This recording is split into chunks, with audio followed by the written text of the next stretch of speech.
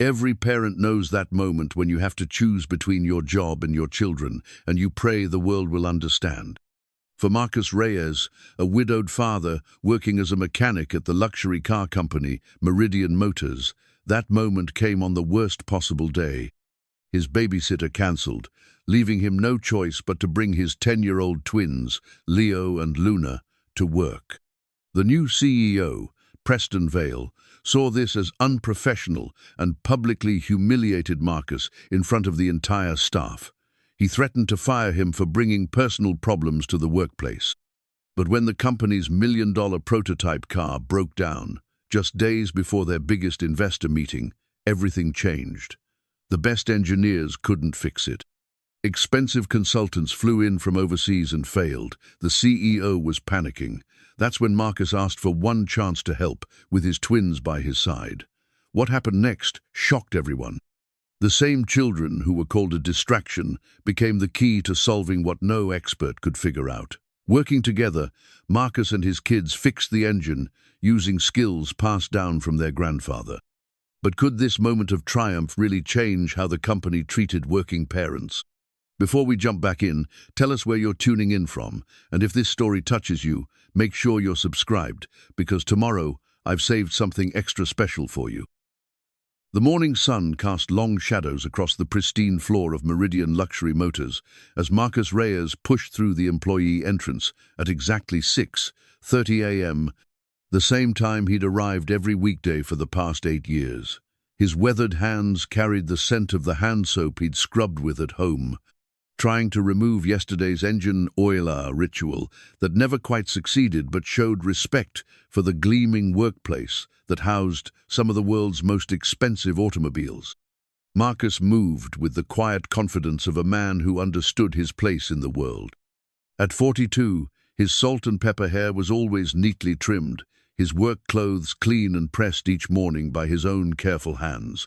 The gold wedding band on his left ring finger caught the overhead lights as he signed in at the security desk, a simple piece of jewelry that had become more meaningful, not less, in the 3 years since Maria's passing. "Morning, Marcus," called Tommy Brennan from across the service bay, his voice echoing in the cathedral-like space of the luxury garage. Tommy was 20 years younger, fresh from technical college, and had initially been intimidated by the soft-spoken senior mechanic who seemed to communicate with engines in a language all his own. "Good morning, Tommy," Marcus replied, his voice carrying the gentle warmth that made even the newest employees feel welcome. He walked to his station, a meticulously organized workspace where every tool had its place. The metal toolbox sitting prominently on his workbench told a story 3 generations in the making. The toolbox itself was a thing of beauty, though not in the sleek, modern sense that defined everything else at Meridian Motors. Made of thick leather worn smooth by decades of handling, with brass corners that had aged to a deep patina, it had belonged to his grandfather, then his father, and now rested in Marcus's capable hands. Inside, hand-forged tools lay nestled in custom-cut foam wrenches and specialty instruments that couldn't be bought in any store. Crafted by men who understood that sometimes the perfect tool had to be made, not purchased. "That old thing still serving you well?" asked Dr. Jennifer Walsh, one of the automotive engineers, as she paused at Marcus's station. Despite her advanced degrees from MIT, she'd learned to respect the quiet mechanic's intuitive understanding of the vehicles they all worked on. Marcus smiled, running his fingers along the toolbox's worn edge. "My grandfather always said the right tools make themselves known to you. These have been solving problems since before I was born." It was more than sentiment. In the world of luxury automobiles, where a single car might cost more than most people's homes, the marriage of cutting-edge technology and fundamental mechanical principles required both innovation and wisdom. Marcus bridged that gap naturally, understanding complex computer systems as well as the basic physics of combustion engines, the flow of hydraulic fluid, the precise tension needed in a timing belt. His colleagues had learned to seek him out when the sophisticated diagnostic computers provided conflicting readings, or when a problem seemed to defy logical troubleshooting. Marcus would listen to an engine's rhythm, feel vibrations through his palms pressed against metal surfaces, sometimes even smell subtle changes in exhaust emissions that revealed hidden issues.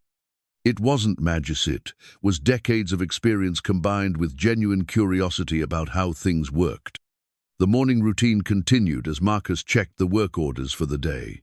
2 routine maintenance appointments, 1 complex transmission diagnostic, and preparation work for the upcoming prototype testing.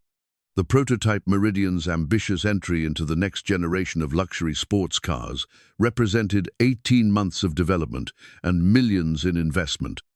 Marcus had watched its evolution from initial concept drawings to the gleaming machine now housed in the secure section of the facility. At 7:15, Marcus's phone buzzed with a text message. A smile spread across his face as he read the words from his 10-year-old daughter, Luna. "Dad, Leo says you forgot to pack our math homework, but I remembered. See you tonight. Love you." The twins, Leo and Luna, had become the center of Marcus's universe in ways he'd never anticipated before Maria's illness. Where once his evenings had been spent with his wife planning their future, now they were filled with homework help, bedtime stories, and the countless small adventures that came with raising curious, intelligent children on his own. Leo, methodical and patient like his father, approached problems with careful analysis. He could spend an hour examining a broken toy before attempting any repair, mapping out each component's function and relationship to the whole. Luna, creative and intuitive like her mother had been, saw solutions that others missed, often suggesting approaches that seemed unconventional until they proved brilliantly effective. Both children had absorbed mechanical knowledge the way other kids learned sports statistics or video game strategies. Not because Marcus pushed them toward it, but because they'd grown up watching him work in their garage at home, helping neighbors with car troubles, and listening to his explanations of how engines breathed, how transmissions transferred power, how brake systems converted motion into heat. They understand things differently than we learned them in school. Marcus often told colleagues who expressed amazement at the twins' mechanical intuition. They see the whole system, not just the individual parts. The morning progressed with its familiar rhythm. Marcus completed the first routine service and oil change and inspection on a pristine Meridian coupe, whose owner drove it perhaps once a month and moved on to the transmission diagnostic. The customer, a prominent surgeon, had complained of a strange feeling during acceleration that the dealership's initial inspection had failed to identify. Marcus spent 20 minutes simply driving the vehicle around the facility's test track, feeling for the subtle inconsistency the owner had described. Most mechanics would have immediately connected diagnostic computers and run standard test protocols. Marcus preferred to understand the problem through direct experience first, letting the car tell him its story before relying on digital interpretation. Theory, a barely perceptible hesitation during the transition from second to third gear, so brief that it might be dismissed as normal variation. But Marcus had driven enough of these vehicles to know their personalities. This one was trying to tell him something. Back in the service bay, he raised the car on the lift and began his examination. Not the transmission itself, initially, but the supporting systems, engine mounts, fluid lines, sensor connections. Sometimes the most complex problems had surprisingly simple causes. "Find something?" asked Tommy, who had been watching the process with the fascination of a student observing a master craftsman. "Maybe," Marcus replied, pointing to a sensor connection that looked perfect to the untrained eye. "See how this wire harness sits? Compare it to the one on the other side." Tommy studied both sides carefully. "They look the same to me." Marcus guided the younger man's hand to the harness in question. "Feel the difference.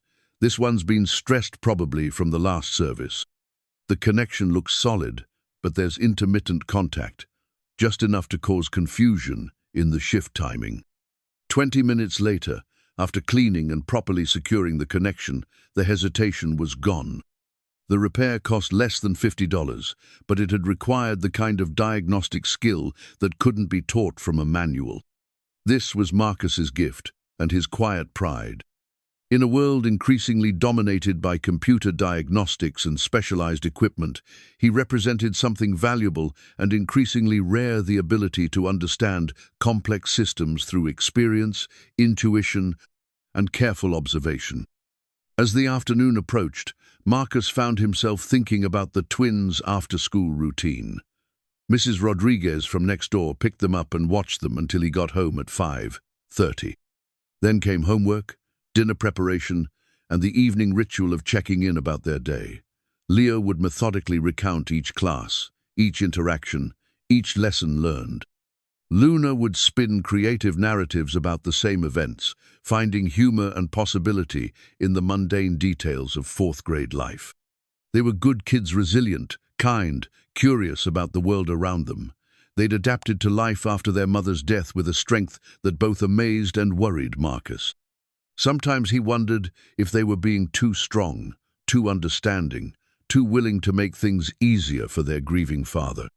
But in quiet moments, when Luna would absently curl her hair around her finger the same way Maria had, or when Leo would tilt his head with that thoughtful expression that was pure Maria, Marcus felt the presence of the woman he'd loved in the children they were raising together. The workday was winding down when Marcus noticed unusual activity in the executive wing of the building.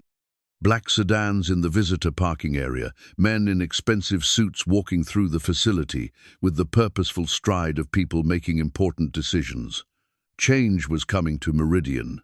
Motoseveriun could feel it. Marcus had heard the rumors. The founding family was stepping back from daily operations, bringing in fresh leadership to take the company into its next phase of growth.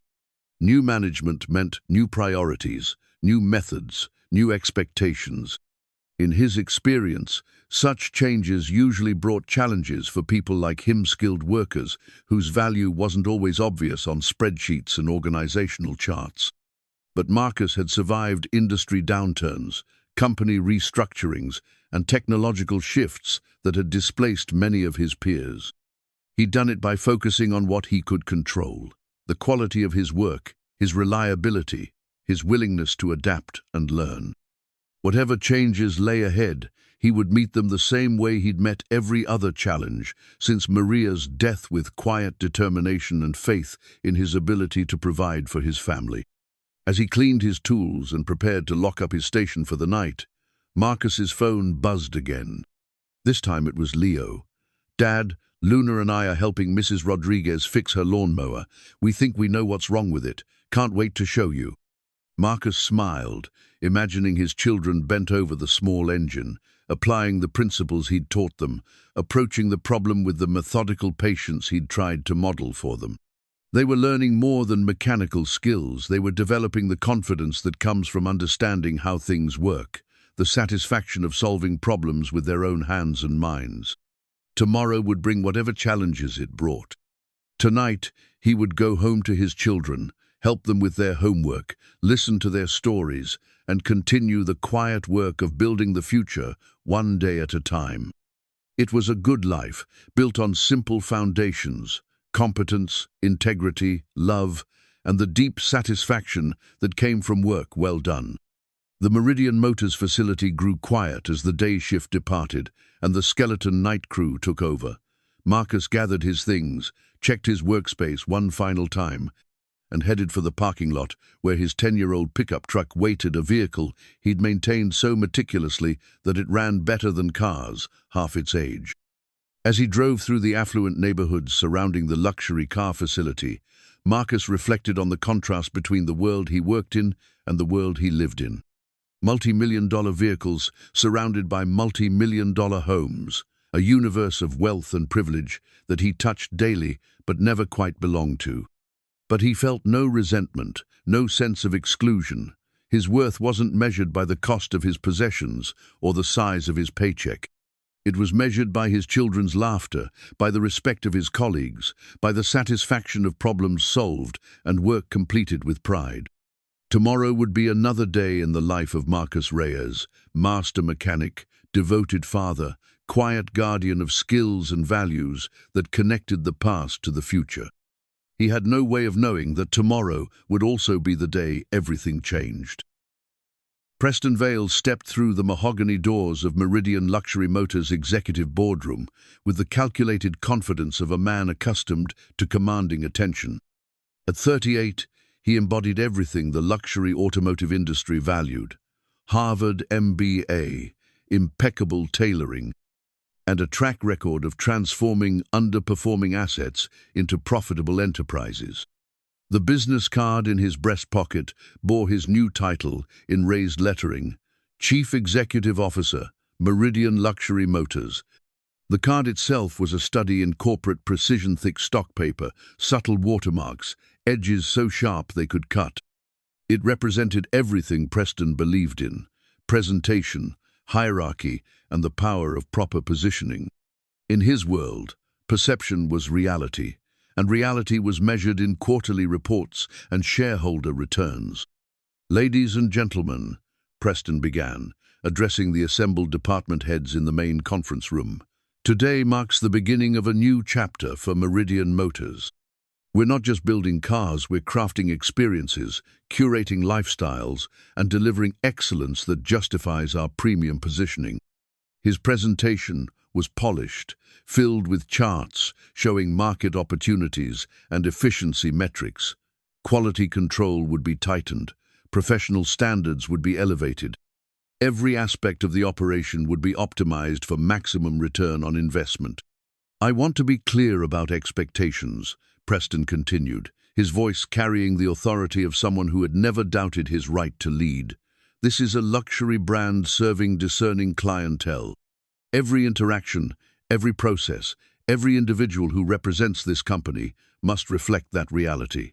There's no room for anything that compromises our professional image." Marcus, who had been asked to attend as a representative of the service department, listened from the back of the room. Something in the new CEO's tone made him uneasy, not the content, which was reasonable enough, but the underlying assumption that professionalism was primarily about appearance rather than competence. The meeting concluded with handshakes and congratulations. Preston made his way around the room, introducing himself to key personnel, making mental notes about who seemed aligned with his vision and who might require additional attention. The real test came 2 days later. Marcus woke at 5:45 a.m. to his phone buzzing insistently. Mrs. Rodriguez's panicked voice came through the speaker. "Marcus, I'm so sorry. My sister in Phoenix, she's had a heart attack. I have to fly out this morning. I know today's important with the new boss and everything, but I can't watch Leo and Luna." Marcus sat up in bed, mind racing through alternatives. His neighbor, Mrs. Chen, was visiting her own grandchildren. The after-school program didn't open until 3 p.m. His sister lived 2 hours away and worked her own demanding job. "Don't worry about us," Marcus told Mrs. Rodriguez. "Family comes first. I'll figure something out." But as he went through his mental list of possibilities, the reality became clear. There was no one available on such short notice. Leo and Luna would have to come to work with him. At breakfast, he explained the situation to the twins. "I need you both to be extra good today. Stay in the break room, work on your homework, don't wander around the shop. The new CEO is still getting to know everyone, and I don't want there to be any problems." Leo nodded seriously. "We'll be invisible, Dad." Luna, always more optimistic, added, "Maybe he likes kids. Some grown-ups do." Marcus packed extra snacks, homework assignments, and quiet activities. He'd brought the twins to work before during school holidays and summer breaks, always with advance permission, always ensuring they stayed out of the way. His colleagues enjoyed having them around. Leo and Luna were polite, curious without being disruptive, and their genuine fascination with the vehicles often charmed visiting customers. But today felt different. Today there was a new authority in the building, someone who had already made clear that image and professionalism were his primary concerns. The morning started well enough. Marcus settled the twins in the break room with their schoolwork, introduced them to Tommy and Dr. Walsh, and began his regular duties. Leo and Luna did exactly as promised: quiet, focused, occasionally asking whispered questions about the mechanical drawings Marcus had given them to study. At 10:30 am, Preston Vale decided to take an unscheduled walk through the facility. He moved through the service bays with the stride of someone conducting an inspection, observing procedures, noting inefficiencies, mentally cataloguing areas for improvement. The facility was impressive clean, well organized, equipped with state-of-the-art diagnostic equipment. The workers, he observed, seemed competent and professional. Then he heard children's voices coming from the break room. Preston's expression shifted immediately. He followed the sound, his polished shoes clicking against the concrete floor with increasing urgency. Through the break room's glass door, he saw them, 2 children, maybe 10 years old, sitting at a table covered with papers and coloring books. "Excuse me," Preston said, pushing through the door. His voice carried the sharp edge of someone who had discovered a serious violation. "What exactly is going on here?" Leo and Luna looked up, surprised by the stern tone. Marcus, who had been checking on them between service appointments, appeared in the doorway behind Preston. "Mr. Vale," Marcus began, "these are my children, Leo and Luna.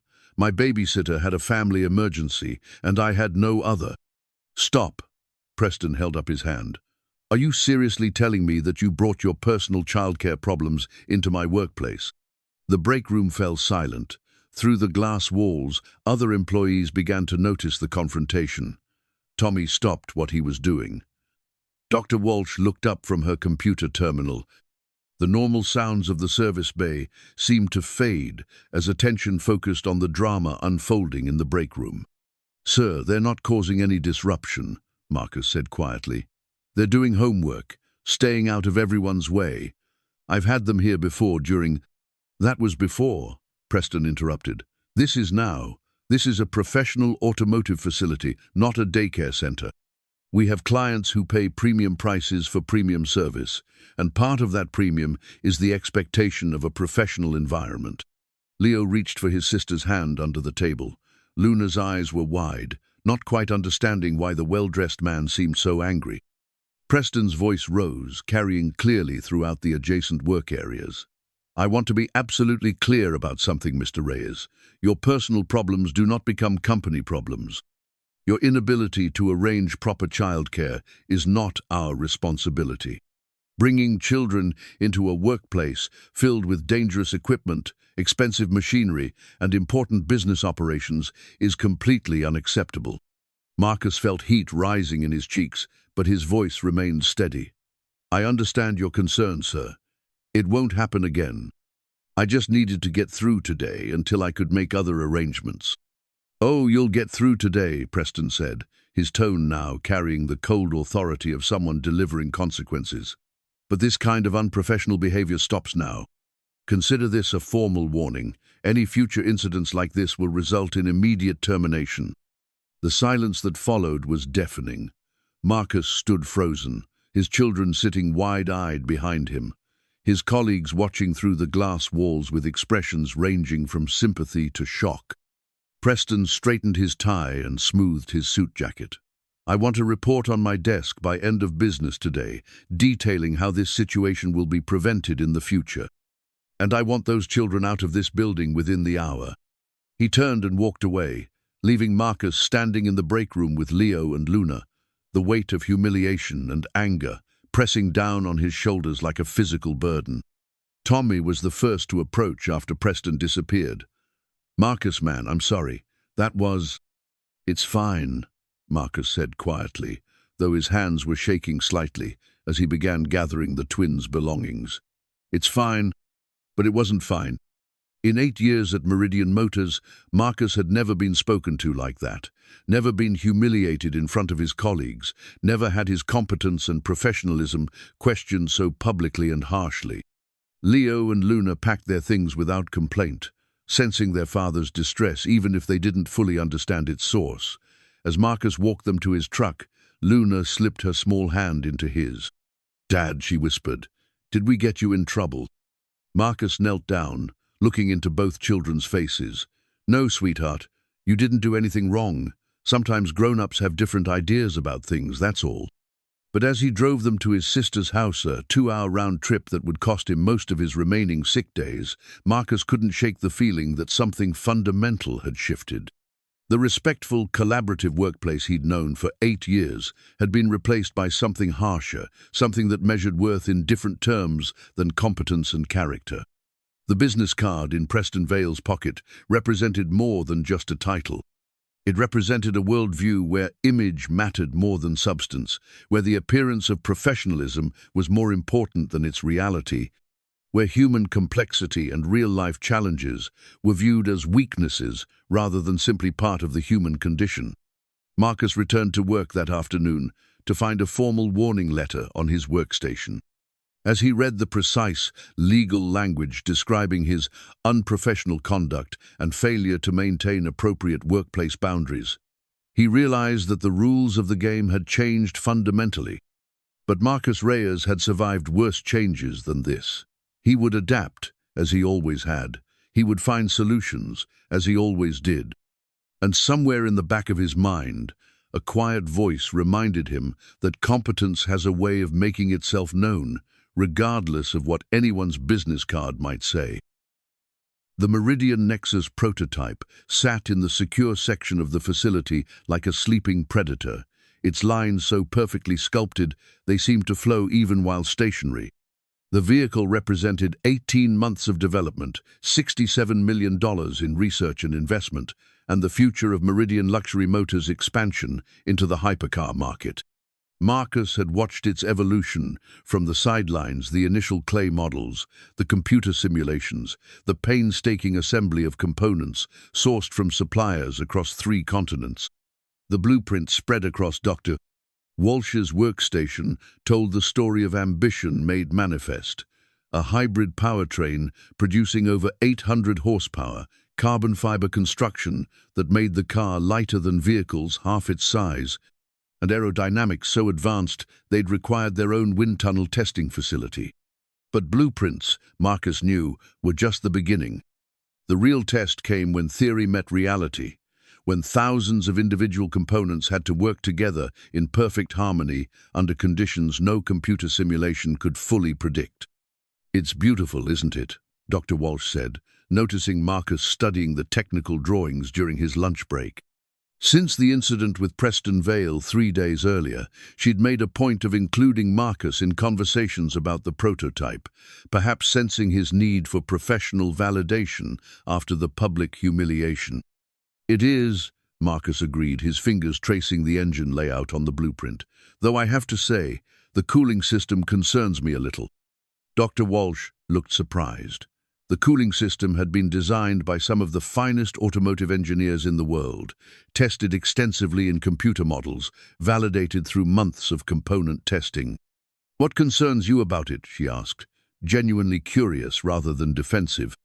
Marcus pointed to a series of lines on the blueprint. "See how the coolant flow has to navigate around the battery pack here, then up through this restricted passage to reach the rear-mounted radiator. It's elegant on paper, but in practice, you're asking the system to work against physics. Heat rises, coolant flow wants to follow the path of least resistance.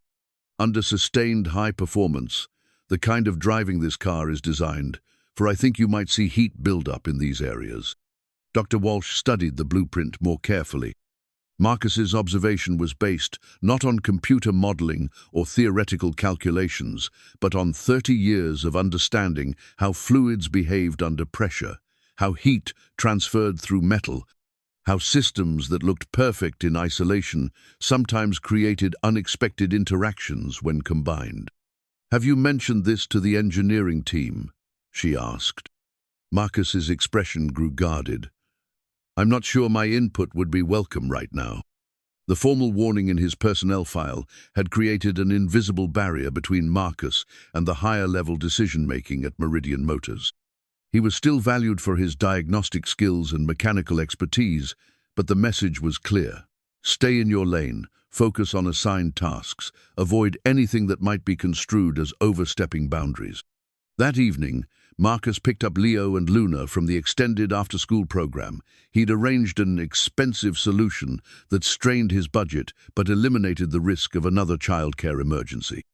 The twins were tired but excited, full of stories about their day and eager to help with the evening's project. In the garage behind their modest house, Marcus had been restoring a 1967 Mustang for Mrs. Patterson, an elderly neighbor whose late husband had left her the car, along with a request that someday it might run again. It was a labor of love that paid modestly but provided something more valuable, a chance to teach Leo and Luna the fundamental principles that no amount of computer modeling could replace. "Okay, who can tell me why the engine won't start?" Marcus asked, lifting the hood to reveal the classic V8 that had been dormant for 3 years. Leo approached methodically, checking connections, examining belts and hoses, testing battery voltage with the multimeter Marcus had taught him to use. Luna took a different approach, leaning in to listen, smell, observe the subtle signs that might reveal the engine's story. "The battery's good," Leo reported. "And there's fuel in the tank. But it smells funny," Luna added. "Like old candy?" Marcus smiled. Both children were applying their different types of intelligence to the same problem. Leo's systematic approach would identify mechanical issues. Luna's intuitive observations often caught things that systematic analysis missed. "Luna's right about the smell," Marcus said. "What do you think old gasoline might do to an engine?" "Gum it up," Leo suggested. "Make it hard for the spark plugs to work, right?" Luna offered. "Both excellent guesses. Let's find out." For the next hour, Marcus guided his children through the process of draining old fuel, cleaning fuel lines, and testing spark plug functionality. It was education disguised as family time, perhaps family time disguised as education. The twins absorbed lessons about fuel chemistry, electrical systems, and mechanical troubleshooting, while thinking they were simply helping Dad with a fun project. "You know what I like about this old car?" Marcus said as they cleaned their hands with the industrial soap he kept in the garage. "Everything you need to understand is right there where you can see it. No computers, no sensors, no hidden systems. Just metal and physics and chemistry working together." "Is that why you can fix things other people can't?" Luna asked. Marcus considered the question carefully. "I think it's because I learned to pay attention to what the machine is trying to tell me, instead of just what I think it should be doing." Back at Meridian Motors, the prototype was undergoing its initial performance testing. Marcus watched from his workstation as the engineering team prepared for another day of diagnostics, computer analysis, and incremental adjustments. The car was magnificent, there was no denying that. But something about the way it sat, the sound it made during startup, the subtle vibration patterns Marcus could feel through the concrete floor, suggested the kind of complexity that might create unexpected challenges. His concerns proved prophetic during the afternoon test session. The prototype performed flawlessly for the first 20 minutes of high-performance driving, delivering the acceleration and handling that justified its 8-figure development cost.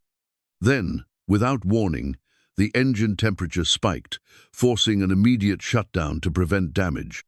Marcus watched the engineering team's response with professional interest.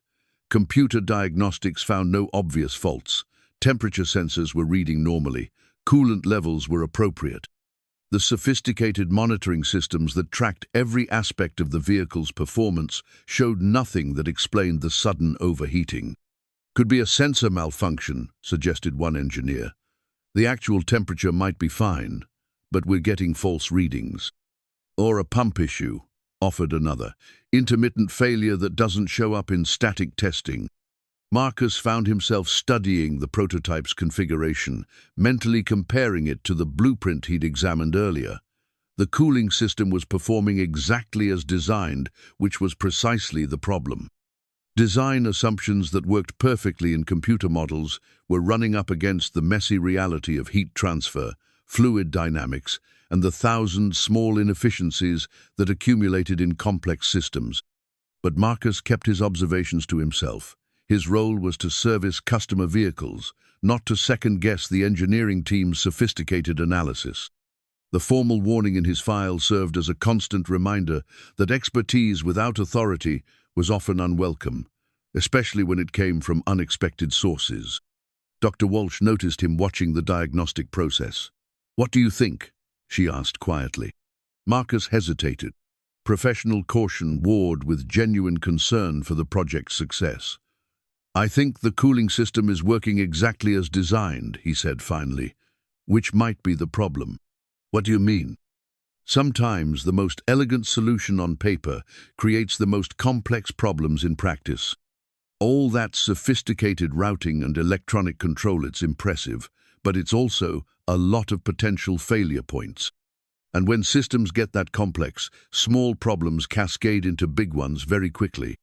As if to illustrate his point, the engineering team's latest diagnostic attempt triggered a cascade of error codes. The prototype's computer systems, trying to protect themselves from the perceived cooling system failure, had shut down multiple subsystems. What started as a temperature spike had become a comprehensive system failure that would take hours to reset and analyze. Marcus returned to his regular duties, servicing the customer vehicles that formed the foundation of Meridian Motors' daily operations. But his mind kept returning to the prototype, to the elegant blueprint with its inherent vulnerabilities, to the growing gap between theoretical perfection and practical reality. That evening, as he helped Leo and Luna with homework around their kitchen table, Marcus reflected on the parallels between parenting and engineering.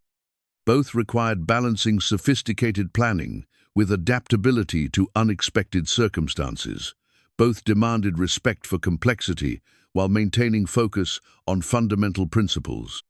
Both succeeded or failed based on how well theory translated into practice when real-world pressures mounted.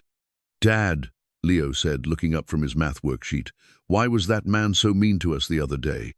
It was the first time either twin had directly addressed the incident with Preston Vale. Marcus set down his coffee cup and considered his answer carefully. "Sometimes people have different ideas about what's important," he said. "He thinks having kids at work looks unprofessional. I think taking care of family is part of being professional.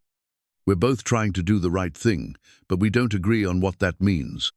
Luna frowned. "But we weren't bothering anyone." "No, you weren't. And everyone who knows you understands that.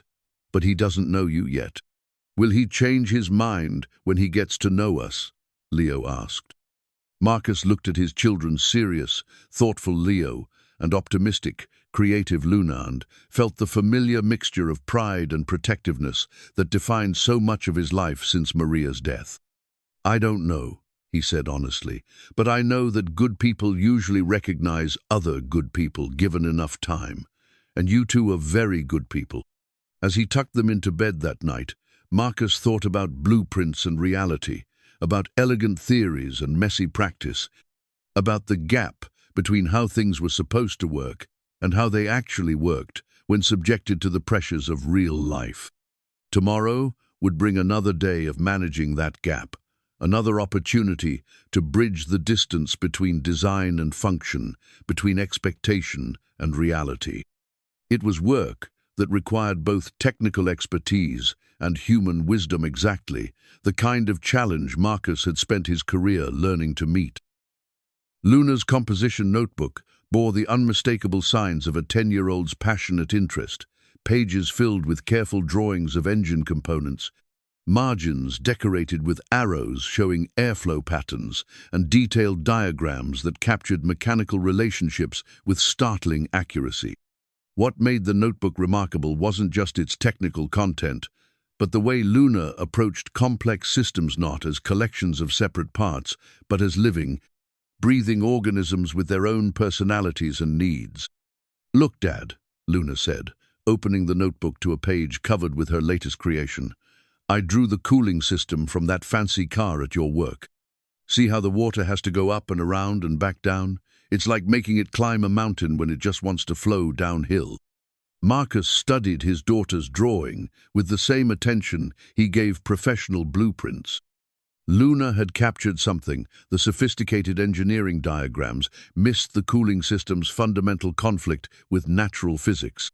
Her childlike illustration showed water struggling uphill against gravity, heat trapped in corners where flow couldn't reach, and bottlenecks where elegant routing created practical problems. "That's exactly right," Marcus said. Sometimes the smartest designs forget that water and heat follow their own rules, no matter how clever we think we're being. Leo looked over from his own homework math problems. He approached with the same methodical precision he brought to mechanical challenges. Is that why the car keeps overheating? Because they made the water work too hard? Partly, Marcus replied. Complex systems can fail in simple ways. All that sophisticated engineering doesn't mean much if the basic physics don't work. It was a lesson Marcus had learned through decades of practical experience, watching elegant solutions fail because they ignored fundamental principles. Complexity for its own sake was a luxury the real world rarely accommodated. The twins had been spending more time on mechanical projects since the incident at Meridian Motors, perhaps sensing their father's need for the therapeutic routine of problem-solving with his hands. Their garage had become an evening classroom where theoretical knowledge met practical application, where Leo's analytical mind and Luna's creative intuition combined to tackle challenges that would have frustrated many adults. Mrs. Patterson's Mustang was running now, its V8 engine purring with the satisfaction of proper maintenance and patient restoration. But the twins had moved on to more complex projects, helping neighbors with lawn equipment, diagnosing problems with household appliances, learning to see mechanical systems as puzzles to be solved rather than mysteries to be feared.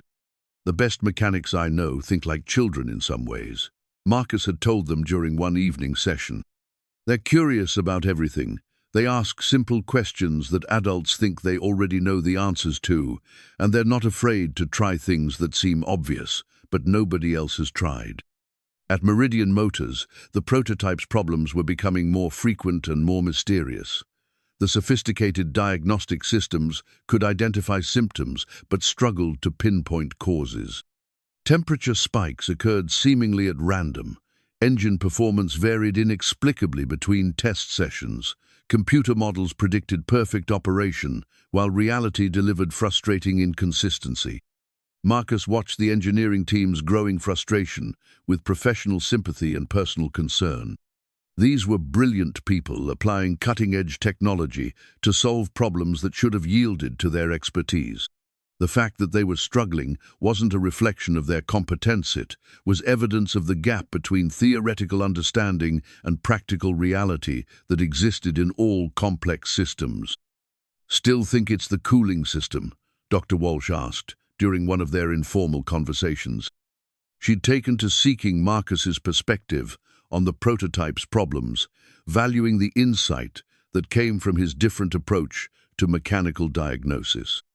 I think it's everything working together in ways nobody expected, Marcus replied.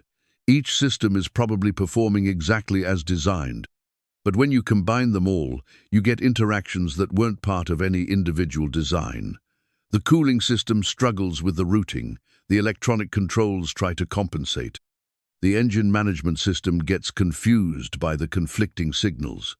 Pretty soon, you've got a cascade of small problems that add up to big failures. Dr. Walsh nodded thoughtfully. Like a perfect orchestra where every musician plays their part correctly, but somehow the music doesn't sound right. Exactly. Sometimes the most sophisticated solution is to step back and ask what the system really needs to do, instead of how impressively you can make it do those things. But Marcus's insights remained unofficial, shared in casual conversations rather than formal engineering reviews. The invisible barrier created by his formal warning kept him relegated to routine maintenance, while the prototype's problems demanded the kind of holistic thinking he'd spent his career developing. The irony wasn't lost on him. At home, his 10-year-old children understood intuitively what million-dollar diagnostic equipment couldn't detect. Their simple questions and fresh perspectives cut through complexity to identify fundamental issues that sophisticated analysis missed. "Dad," Leo had asked the previous evening while studying Luna's cooling system drawing, "why don't they just make the water flow the easy way instead of the hard way?" It was exactly the right question, the kind of inquiry that challenged basic assumptions rather than accepting complexity as inevitable. Marcus had spent considerable time explaining why the current design was necessary, but Leo's question nagged at him. Was the routing really necessary, or had it become inevitable through a series of design compromises that nobody had questioned? The answer came during an unexpected conversation with Tommy, who had been assigned to assist with prototype diagnostics despite his junior status. Tommy possessed the valuable combination of recent technical training and practical inexperience that sometimes led to breakthrough insights. "I keep thinking there's got to be a simpler way to do this," Tommy said, studying the cooling system layout. "All these sensors and controls and electronic pumps, it's like building a computer to do something a garden hose could handle." Marcus smiled at the comparison. "What would a garden hose solution look like?" "Well," Tommy said, warming to the idea, "you'd put the radiator where gravity could help instead of fighting it. You'd use the engine's natural heat to drive circulation instead of depending on electric pumps that can fail. You'd design the flow path to be self-cleaning instead of creating places where debris can accumulate." It was exactly the kind of fundamental rethinking that the prototype project needed, but it was also exactly the kind of suggestion that would be dismissed as oversimplification by engineers who had invested months in sophisticated solutions. That evening, Marcus shared Tommy's observations with Leo and Luna over dinner. Both children immediately grasped the concept, perhaps because they hadn't yet learned to assume that complex problems required complex solutions. "It's like our treehouse," Luna said. "Remember when we tried to build that fancy pulley system to get supplies up there, and it kept breaking and getting tangled? So finally we just used a rope and bucket, and it worked better." "Sometimes the best tool is the simplest tool that does the job," Leo added, echoing one of his father's frequent observations. Marcus felt a familiar mixture of pride and frustration. His children understood principles that multi-million-dollar development teams were missing.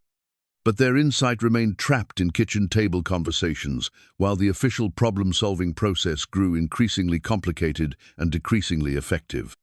The prototype's problems were escalating beyond technical issues into scheduling crises. The investor presentation that would determine Meridian Motors' expansion into the hypercar market was approaching rapidly, and the vehicle that was supposed to demonstrate the company's technological superiority remained frustratingly unreliable. Preston Vale's response to the mounting pressure was predictably focused on appearances and accountability. He issued memos about protocol adherence, efficiency targets, and the importance of maintaining professional standards under pressure. But memos couldn't solve physics problems or make complex systems behave more simply. Marcus found himself caught between professional obligation and personal conviction. His job was to maintain customer vehicles and support the service department's operations. His formal warning made clear that offering unsolicited input on engineering decisions was unwelcome. But his experience and intuition told him that the prototype's problems would continue until someone was willing to question fundamental assumptions rather than just refining implementation details. The tension came to a head during a particularly frustrating test session when the prototype failed 3 separate diagnostic attempts, each failure triggering cascading system shutdowns that required hours to reset. Marcus watched the engineering team's growing desperation with genuine sympathy and mounting concern. That night, as he helped Leo and Luna prepare for bed, Marcus found himself thinking about courage and competence, about when professional obligation required speaking up despite personal risk, about the difference between knowing something and being authorized to act on that knowledge. "Dad," Luna said as he tucked her in, "when you know how to fix something, but nobody asks you to help, what do you do?" It was an uncannily perceptive question from a 10-year-old, and Marcus realized his children had been observing his frustration more closely than he'd realized. "That's a really good question, sweetheart. I think you have to decide whether doing the right thing is more important than avoiding trouble." "But what if you get in trouble for doing the right thing?" Leo asked from the next bed. Marcus sat quietly for a moment, considering his answer. Sometimes doing the right thing means accepting that you might get in trouble. But not doing the right thing when you can help, that's a different kind of trouble, the kind you carry inside yourself. As he turned off their bedroom light, Marcus realized his children had helped him understand something important about his situation at Meridian Motors. The question wasn't whether he had the right to offer input on the prototype's problems. The question was whether he had the obligation to share knowledge that might prevent a significant failure. It was a distinction that would soon become critically important, as the prototype's problems moved beyond technical challenges to threaten the future of everyone who depended on Meridian Motors for their livelihood, including Marcus himself and the two children who trusted him to always do the right thing, regardless of the consequences. The error code display flickered with cryptic sequences that might as well have been hieroglyphics to most observers. Pone 128, P300, Pone 170, 1, Pone 174. To the engineering team gathered around the prototype's diagnostic station, these alphanumeric combinations represented categories of potential failure: thermostat malfunction, random cylinder misfire, system running lean. But the codes were symptoms, not diagnoses, digital breadcrumbs that led toward understanding without providing clear answers. Marcus stood at the periphery of the gathered engineers, close enough to observe, but far enough away to avoid accusations of overstepping his boundaries. The diagnostic display told a story he recognized from 30 years of listening to engines communicate their distress. But it was a story written in a language that sophisticated computer systems couldn't quite translate into actionable intelligence. Pone 128 could indicate thermostat failure, suggested Dr. Martinez, the lead powertrain engineer. But we've replaced the thermostat twice, and bench testing shows it's functioning within specifications. The lean condition codes might explain the random misfires, added Dr. Walsh. If the fuel mixture is inconsistent, that could cause the combustion irregularities we're seeing. Marcus watched the familiar pattern of expert analysis: systematic, logical, based on extensive training and sophisticated tools. Each engineer brought specialized knowledge to bear on their particular area of expertise. Cooling system specialists focused on thermal management. Fuel system experts analyzed mixture ratios. Electronic control engineers examined sensor data and software algorithms. But the prototype's problems seemed to exist in the spaces between specializations, in the interactions that occurred when perfectly designed individual systems were asked to work together under real-world conditions. "What's your take on this, Marcus?" Dr. Walsh asked, breaking the unofficial protocol that kept mechanics separate from engineering discussions. The question created an uncomfortable moment of silence. Several engineers glanced toward Preston Vale's office, wondering whether the CEO's strict professional boundaries extended to informal technical consultations. Marcus chose his words carefully. "The codes are consistent with what you'd expect if the engine is working harder than it should be to maintain performance. Like it's fighting against something instead of working with the natural flow of the systems." Dr. Martinez frowned. "All our modeling shows optimal efficiency ratios. The engine shouldn't be working any harder than necessary." "Models assume ideal conditions," Marcus replied gently, "but real engines operate in the world of compromises. Small inefficiencies add up. Flow restrictions compound. Heat builds up in unexpected places. Pretty soon you've got a system that looks perfect on paper but struggles in practice." It was the kind of observation that came from experience rather than analysis, from understanding machines as living systems rather than collections of precisely engineered components.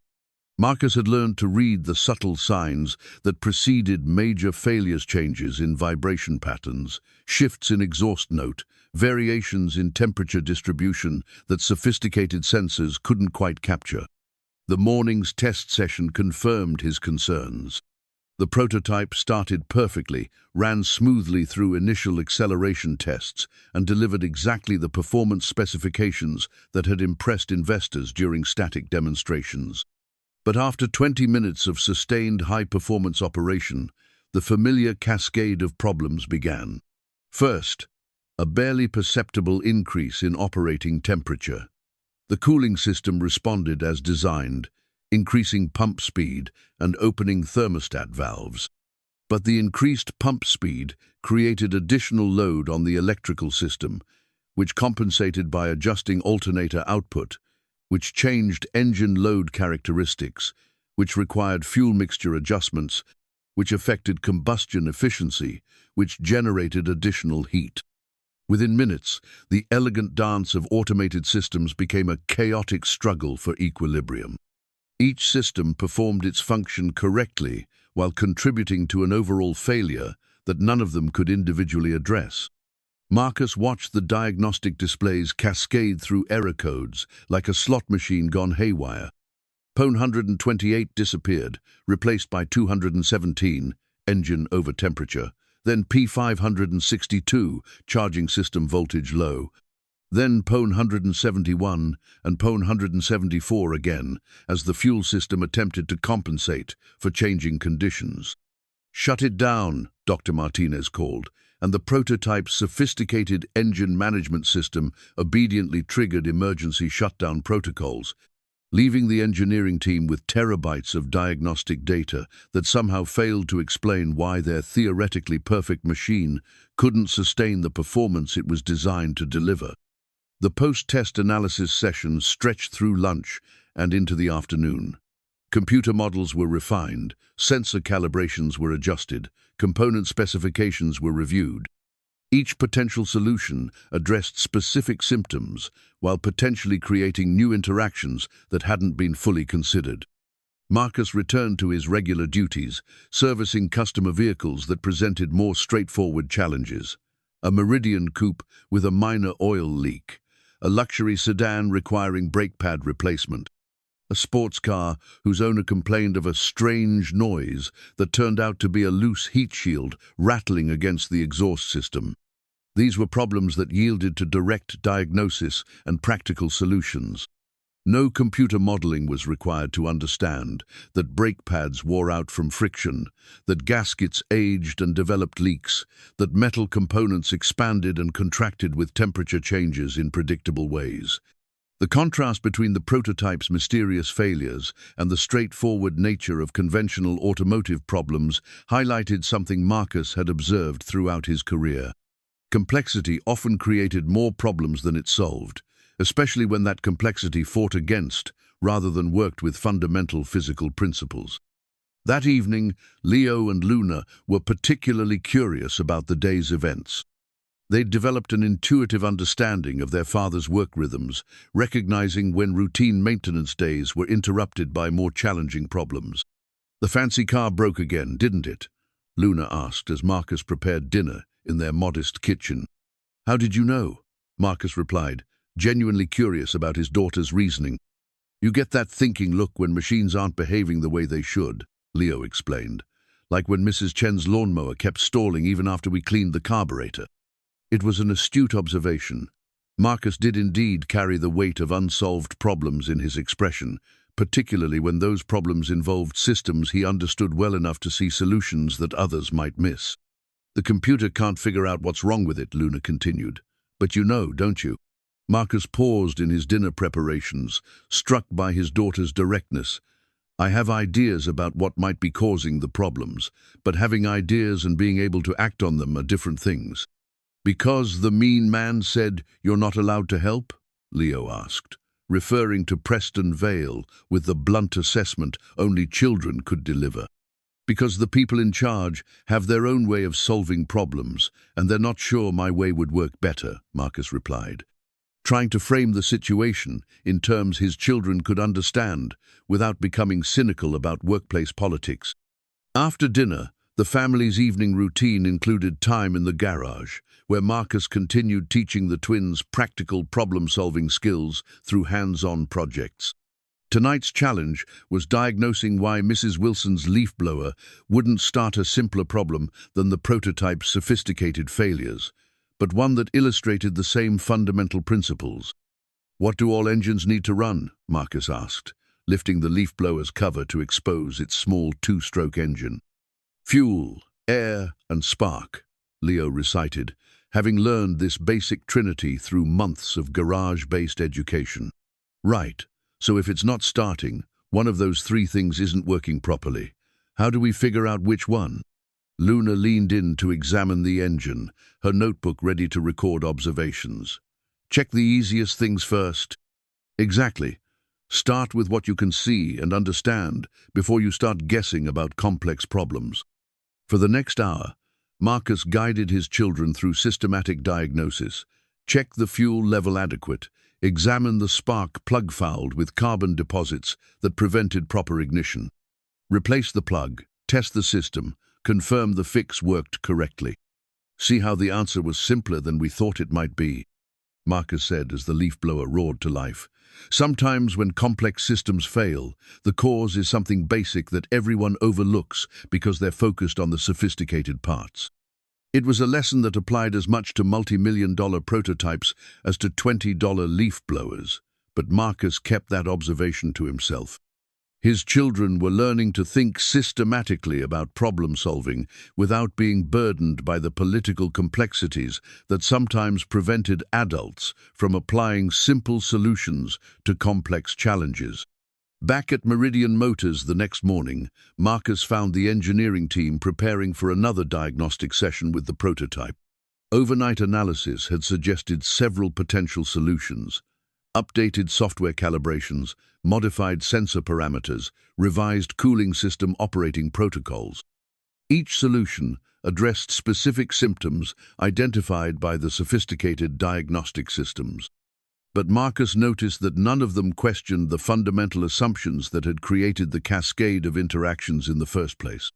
As he watched the pre-test preparations, Marcus found himself thinking about spark plugs and basic principles, about the difference between treating symptoms and addressing root causes, about the value of sometimes stepping back from complexity to ask simple questions that everyone else had stopped asking.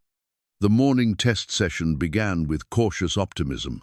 The prototype's engine management systems had been recalibrated overnight.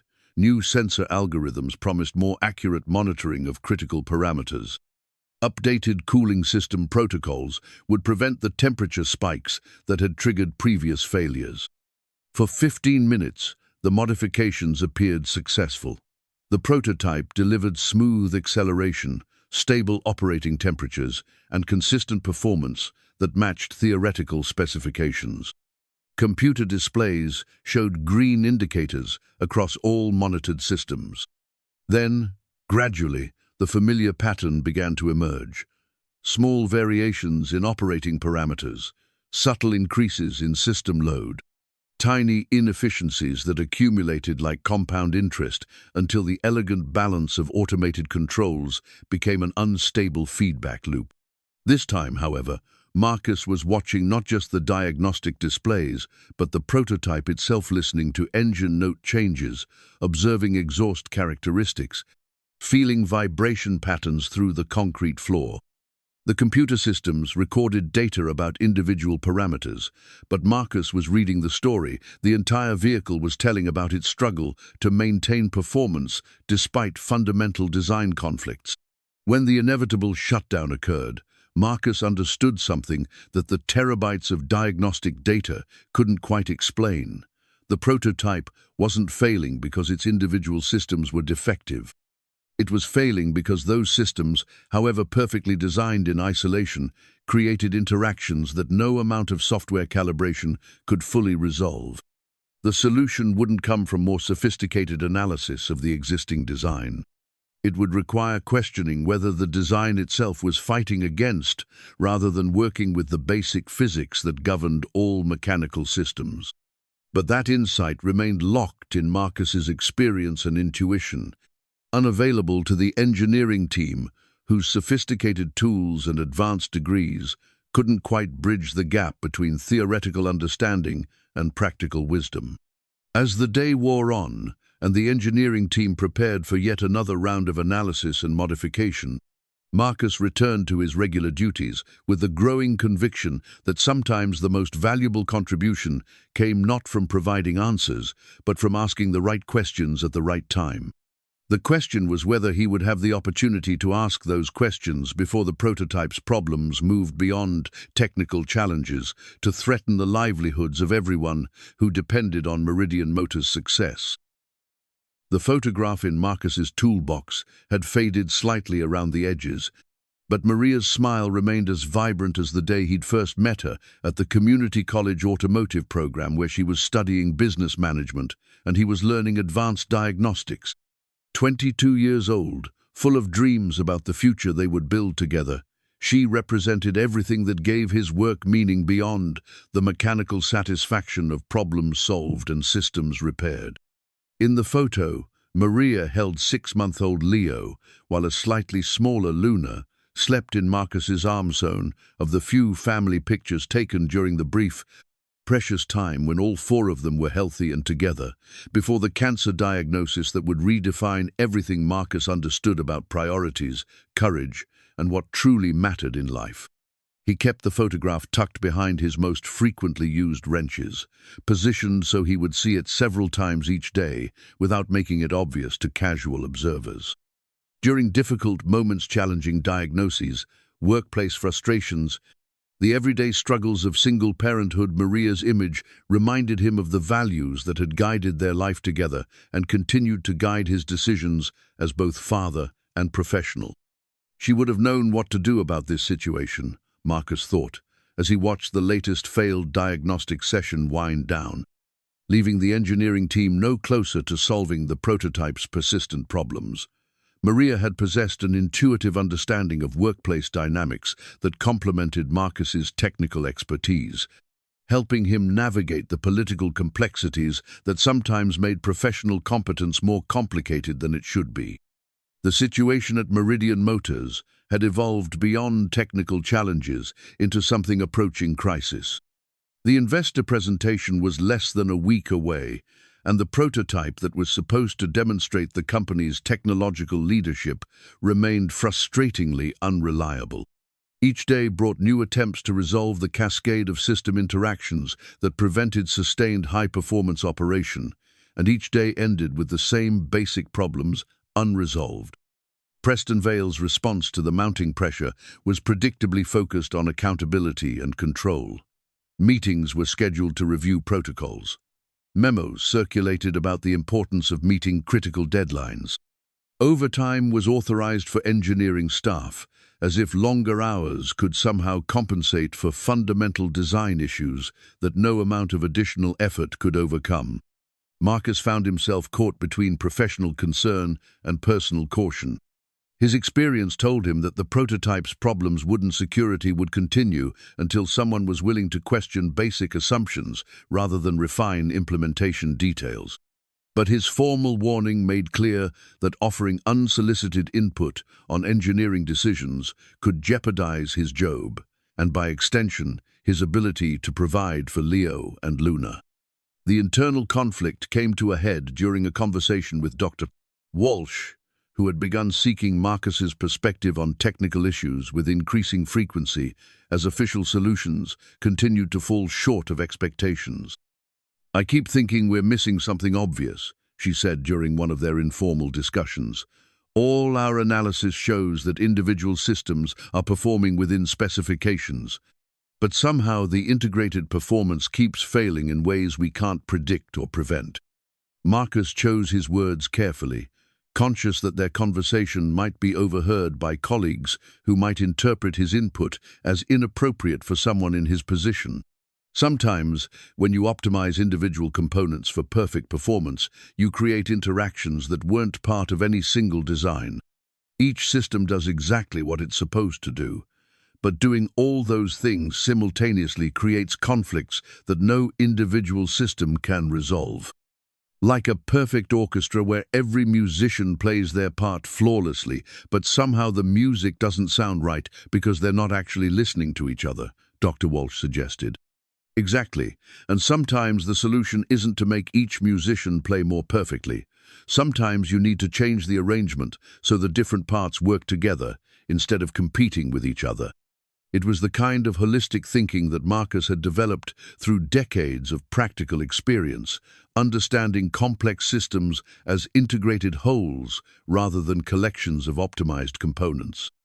But it was also the kind of fundamental redesign that would be extremely difficult to implement with a critical deadline approaching and millions of dollars already invested in the existing approach. That evening, as Marcus helped Leo and Luna with their homework around the kitchen table that served as their family's command center, he found himself thinking about Maria's approach to difficult decisions.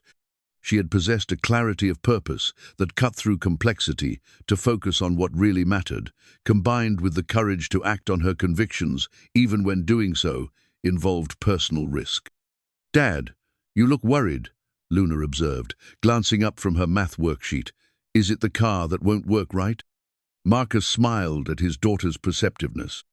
The twins had developed an intuitive understanding of his emotional states, perhaps sharpened by the necessity of reading adult moods during the difficult period surrounding their mother's illness and death. "I'm thinking about a problem at work," he admitted.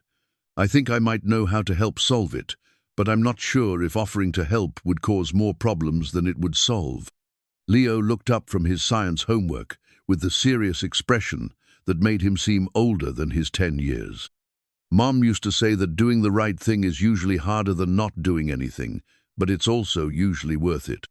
It was startling to hear Maria's wisdom reflected in their son's words, a reminder that her influence on their family's values continued to guide them even in her physical absence. Marcus felt the familiar mixture of grief and gratitude that accompanied moments when the twins demonstrated the depth of understanding their mother had helped them develop. "She did say that," Marcus agreed. "She also said that sometimes the biggest risk is not taking a risk when you have something valuable to contribute." Luna nodded seriously. "Like when I was scared to show my drawings to the art teacher because I thought they weren't good enough. But then she said they were really good and asked me to help other kids with their projects." "Exactly like that," Marcus said. "Sometimes what we think might not be welcome turns out to be exactly what someone else needs." After the twins went to bed, Marcus sat at the kitchen table with a cup of coffee and the weight of a decision that felt larger than his individual circumstances. The photograph from his toolbox sat propped against the sugar bowl, Maria's smile offering silent encouragement for whatever choice he would ultimately make. The next morning brought news that shifted the situation from concerning to critical. Dr. Martinez announced that the latest round of modifications had actually made the prototype's problems worse, creating new system interactions that triggered even more rapid performance degradation. What had been a 20-minute window of acceptable operation was now reduced to less than 10 minutes before cascade failures forced emergency shutdown. "We're running out of time and options," Dr. Walsh confided to Marcus during their morning break. "The investor presentation is in 4 days, and we don't have a vehicle that can sustain the kind of demonstration they're expecting." Marcus watched the engineering team's increasingly desperate attempts to solve problems that seemed to multiply faster than solutions could be implemented. Brilliant people with advanced degrees and sophisticated tools were struggling with issues that their training and experience hadn't prepared them to address. It was precisely the kind of situation where different perspectives and unconventional approaches might prove valuable, where practical wisdom earned through decades of hands-on experience could complement theoretical knowledge and analytical methods. But it was also precisely the kind of situation where speaking up could be interpreted as presumptuous, where offering assistance might be seen as criticism of existing methods, where a mechanic's input on engineering decisions could be dismissed as inappropriate, regardless of its potential value. Marcus found himself thinking about courage and competence, about the difference between knowing something and having the authority to act on that knowledge, about Maria's conviction that valuable contributions sometimes required personal risk. The photograph in his toolbox seemed to offer a silent reminder. The people he loved most depended on his judgment, not just about technical problems, but about when professional obligations required stepping beyond comfortable boundaries to offer help that might not be welcome, but could prove essential. As he prepared for another day of watching sophisticated solutions fail to address fundamental problems, Marcus realized that his decision was becoming less about whether he had the right to offer input and more about whether he had the responsibility to share knowledge that might prevent a significant failure affecting everyone who depended on Meridian Motors for their livelihood, including himself and the two children who had inherited their mother's wisdom about doing the right thing even when it was difficult, even when the outcome was uncertain, even when personal risk was involved. The choice was becoming clear, even if the consequences remained unpredictable.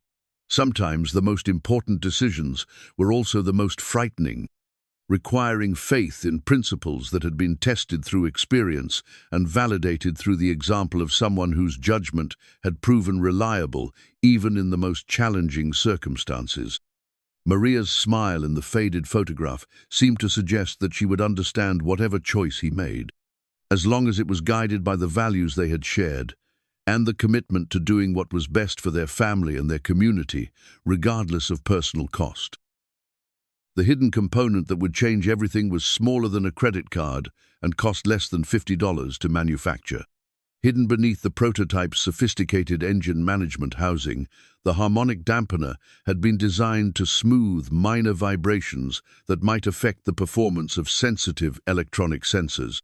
It was precisely the kind of component that looked insignificant in isolation, but played a crucial role in system integration, a mechanical translator between the physical realities of engine operation and the digital precision of computer control.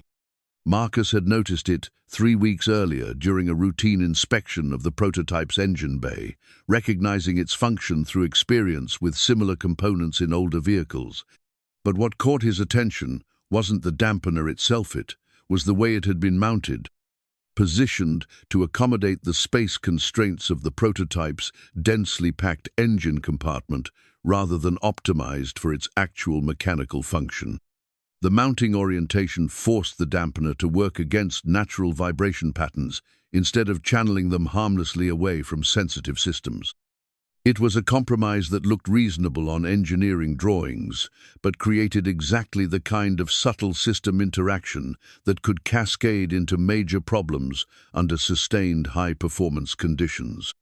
But Marcus had kept his observation to himself, mindful of the professional boundaries that separated mechanics from engineers, conscious that pointing out potential design issues might be interpreted as presumptuous criticism rather than helpful input. Now, as he watched the engineering team prepare for what Preston Vale had grimly described as the final diagnostic session before we accept failure, Marcus realized that his silence had become complicity in a preventable disaster. The morning's test began with the now familiar pattern of initial success, followed by gradual degradation. Computer monitors showed perfect startup parameters, smooth acceleration curves, optimal fuel mixture ratios.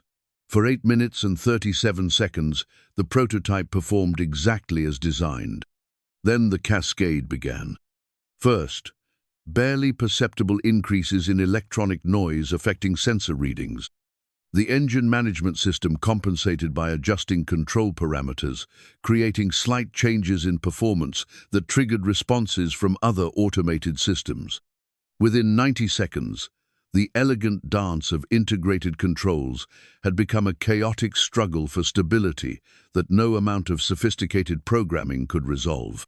Marcus watched the diagnostic displays cycle through familiar error codes while simultaneously observing the prototype itself, listening to changes in engine note, feeling vibration patterns through the concrete floor, reading the story that the vehicle was telling about its internal struggles. This time, however, he also understood exactly why the cascade was occurring and precisely what needed to be changed to prevent it.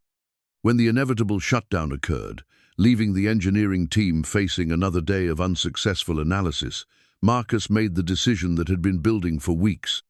"Mr. Vale," he said, approaching the CEO, who had been observing the failed test with increasingly obvious frustration, "I think I might be able to help with this."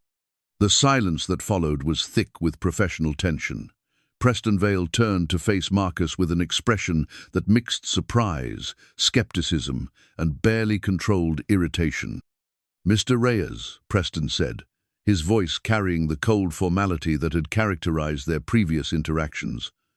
"I believe your responsibilities are limited to customer vehicle service, not prototype engineering." "Yes, sir, that's correct," Marcus replied, maintaining the respectful tone that had served him well through decades of workplace conversations. "But I've been observing the tests, and I think I see something that might be contributing to the problems." Dr. Walsh stepped forward, recognizing an opportunity that the engineering team's formal analysis had missed. "What do you see, Marcus?" Marcus glanced at Preston Vale, waiting for permission to continue. The CEO's expression suggested that any input would be unwelcome, but the desperation of their situation seemed to override his preference for maintaining strict hierarchical boundaries. "Go ahead," Preston said reluctantly, "but make it quick." Marcus moved to the prototype's engine bay, pointing to the harmonic dampener that had caught his attention weeks earlier. This component is designed to isolate electronic sensors from engine vibrations, but the way it's mounted forces it to work against natural harmonic frequencies instead of channeling them away from sensitive systems. That component was positioned based on extensive computer modeling, Dr. Martinez said, defensive about the engineering decisions he'd helped make. "The mounting orientation provides optimal space utilization within design constraints." "I'm sure it does," Marcus replied diplomatically. "But optimal space utilization isn't the same as optimal function. The dampener is fighting against vibration patterns instead of working with them. That creates electronic noise that affects sensor accuracy, which triggers compensation responses from control systems, which creates the cascade of interactions you've been trying to solve." Dr. Walsh studied the component with new attention. "You're saying this $50 part is causing all our system integration problems?" "I'm saying it's contributing to a cascade that involves multiple systems," Marcus clarified. "Each system is working perfectly within its individual design parameters. But when you combine them all, this component creates just enough electronic noise to trigger responses that accumulate into major problems." Preston Vale's expression shifted from skepticism to cautious attention. "Are you telling me that 3 months of engineering analysis missed a $50 part that's been causing our multi-million-dollar prototype to fail?" Marcus chose his words carefully, conscious that his answer could be interpreted as criticism of the engineering team's competence. "I'm saying that sometimes when you're focused on optimizing individual systems, interactions between systems can create problems that weren't part of any single design. The dampener isn't failing, it's just not positioned to do its job effectively." The silence that followed was broken by Dr. Walsh's practical question: "How would you fix it?" "Relocate it to work with natural vibration patterns instead of against them," Marcus replied. "It might require some creative mounting solutions, but the basic fix is straightforward." Preston Vale studied the component, then looked at Marcus with an expression that mixed professional calculation with personal reassessment. "How long would this modification take?" "If I'm right about the cause, maybe 4 hours to relocate the dampener and test the results," Marcus said. "If I'm wrong, you've lost half a day but haven't made anything worse." The silence stretched as Preston weighed his options. Accept input from a mechanic who had already demonstrated unprofessional behavior, or continue pursuing sophisticated solutions that had consistently failed to address fundamental problems.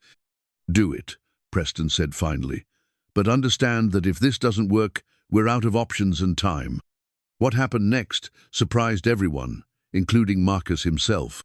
Working with Tommy's assistance and Dr. Walsh's engineering oversight, Marcus began the delicate process of relocating the harmonic dampener. But as he examined the component more closely, he realized that repositioning alone wouldn't be sufficient.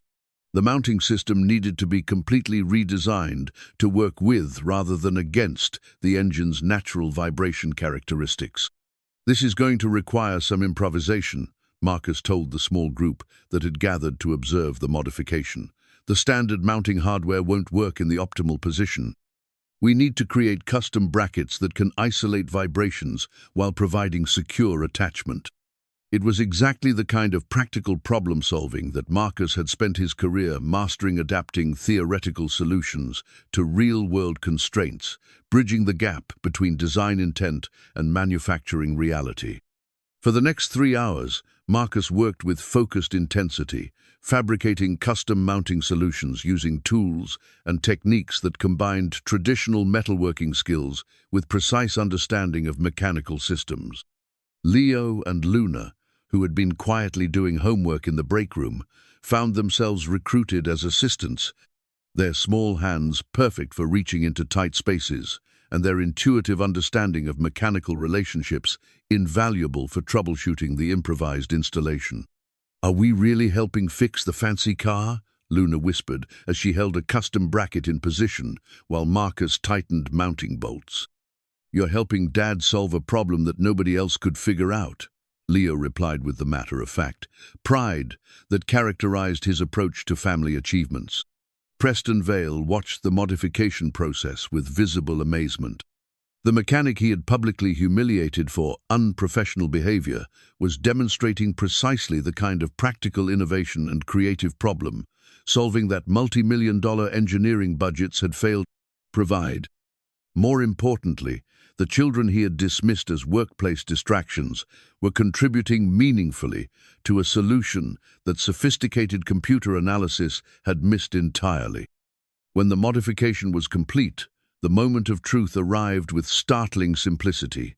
The prototype started smoothly, ran through initial performance tests without issue, and continued operating at full capacity for 30 minutes without triggering any of the cascade failures that had plagued previous attempts. Computer displays showed stable readings across all monitored systems. Engine performance remained consistent throughout the extended test. Most significantly, the electronic noise that had triggered system conflicts was virtually eliminated, allowing integrated controls to function as originally designed. "How did you know?" Dr. Walsh asked, as the successful test concluded. Marcus smiled, thinking of the photograph in his toolbox and the values that had guided his decision to speak up despite personal risk. Sometimes the most complex problems have simple causes that everyone overlooks because they're focused on sophisticated solutions. And sometimes it takes fresh eyes, he glanced at Leo and Luna, to see what experience has taught us to ignore. The plot twist wasn't just that a $50 component had caused multi-million-dollar problems. The real revelation was that the mechanic who had been publicly humiliated for bringing his children to work had solved the crisis with their help, using practical wisdom that complemented rather than competed with theoretical knowledge. As word of the successful repair spread through Meridian Motors, Marcus realized that everything had changed, not just the prototype's performance, but the fundamental assumptions about professional competence, workplace respect, and the value of different kinds of expertise. The hidden component had been more than a mechanical part. It had been a symbol of how small oversights could cascade into major problems, and how solutions sometimes came from unexpected sources when people were willing to look beyond conventional boundaries to find answers that actually worked. The investor presentation folder sat on Preston Vale's desk like a binding contract with destiny, its contents representing 18 months of development, $67 million in investment, and the future of Meridian Luxury Motors' expansion into the hypercar market. Inside the leather portfolio lay documents that would determine whether the company's ambitious vision would secure the funding needed for full-scale production, or whether the prototype's previous failures would sink the entire project before it could reach market. But the documents told only part of the story. The real presentation would center on the prototype itself, a live demonstration of technological capability that no amount of marketing material could substitute for. Investors had seen enough PowerPoint presentations and financial projections to know that luxury automotive ventures succeeded or failed based on their ability to deliver extraordinary experiences that justified extraordinary prices. Marcus found himself included in presentation preparations, despite the professional boundaries that had previously limited his involvement in high-level company decisions. The successful repair of the prototype's cascade failure had shifted perceptions about the value of practical expertise, creating space for input that would have been dismissed as inappropriate just days earlier. "We need to be prepared for detailed technical questions," Dr. Walsh explained during the presentation planning session. "These investors have technical advisors who understand automotive engineering at the highest levels. They'll want to know not just what the car can do, but how we solve the integration challenges that have defeated other manufacturers." Preston Vale nodded, his expression reflecting the complex mixture of relief and reassessment that had characterized his interactions with Marcus since the prototype repair. "Marcus, I'd like you to be available during the technical demonstration. If there are questions about the repair methodology or system integration, you may be the best person to explain what we've learned." It was a remarkable reversal from the CEO, who had publicly humiliated Marcus for bringing his children to work. But Marcus recognized that Preston's change in attitude reflected practical necessity rather than personal growth. The prototype's success had made Marcus's expertise valuable in ways that transcended previous assumptions about professional hierarchies. "I'll be ready," Marcus replied, "though I should mention that the repair we implemented is just the beginning. The integration challenges we identified suggest opportunities for broader improvements that could strengthen the entire vehicle platform." "What kind of improvements?" Preston asked, his business instincts immediately focused on competitive advantages that might enhance investor appeal. Marcus chose his words carefully, conscious that his suggestions would carry weight in ways they hadn't before the prototype repair. "The harmonic dampener issue revealed that some of our most sophisticated systems were fighting against basic physics instead of working with natural mechanical principles. If we applied the same diagnostic approach to other integration points, we might find additional opportunities to improve performance while reducing complexity." "Doctor." Martinez looked intrigued, despite his initial skepticism about Marcus's unconventional methods. "You're talking about systematic review of component interactions, rather than just optimizing individual systems." "Exactly," Marcus confirmed. "Think of it as listening to what the entire vehicle is trying to tell us, instead of just monitoring what we think individual systems should be doing." The conversation continued for another hour, evolving from presentation planning into strategic discussion about development methodology and competitive positioning. Marcus found himself contributing insights that bridged practical experience with engineering theory, offering perspectives that complemented rather than challenged the technical team's specialized knowledge. As the meeting concluded, Marcus realized that the successful prototype repair had created an opportunity for influence that extended far beyond fixing immediate problems.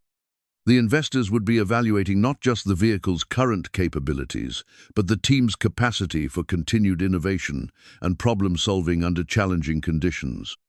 That evening, Leo and Luna helped Marcus prepare for his potential role in the presentation by reviewing the technical concepts that had led to the prototype's successful repair. Both children had developed sophisticated understanding of the mechanical principles involved, perhaps because they had been directly involved in implementing the solution. "So the fancy car was like Mrs. Chen's lawnmower that kept stalling?" Luna asked, referring to an earlier garage project where vibration problems had created similar cascade failures in a much simpler system. "Very similar," Marcus confirmed.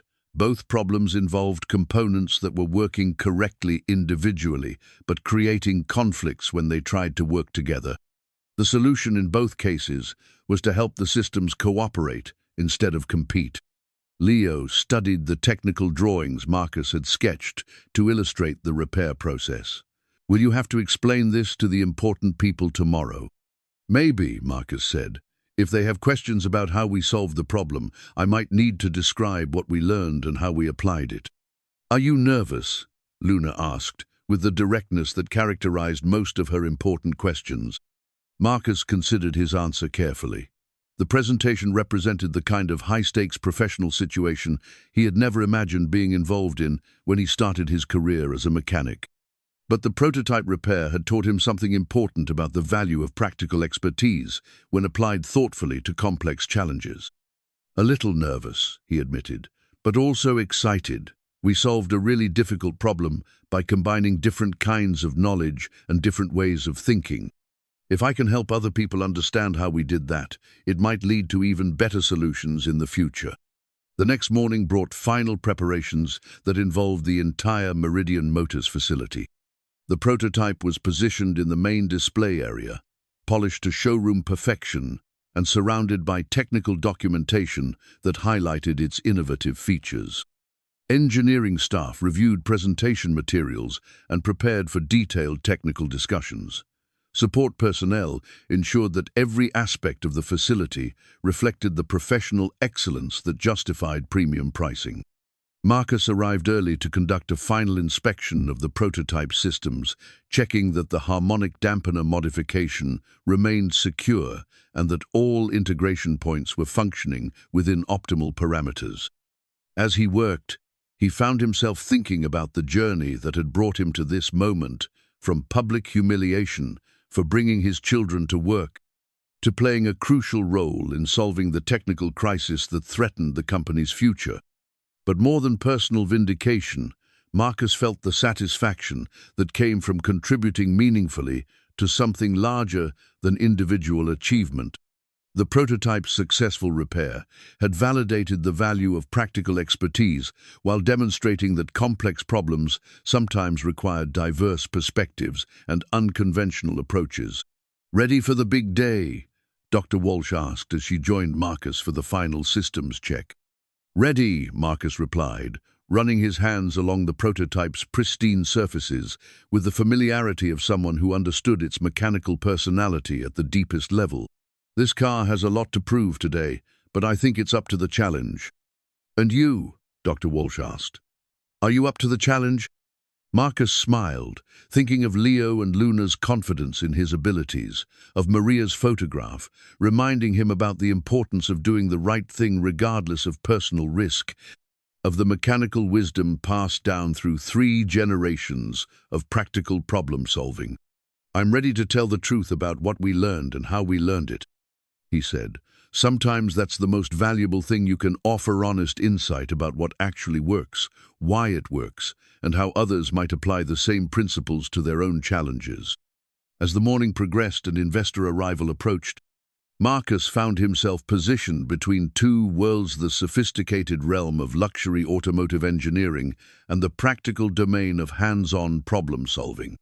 The presentation would test whether those worlds could work together as effectively as they had during the prototype repair, creating solutions that neither could achieve independently. The investor presentation folder on Preston Vale's desk represented more than business opportunity. It symbolized the culmination of a journey that had transformed assumptions about professional competence, workplace respect, and the value of diverse expertise in solving complex challenges.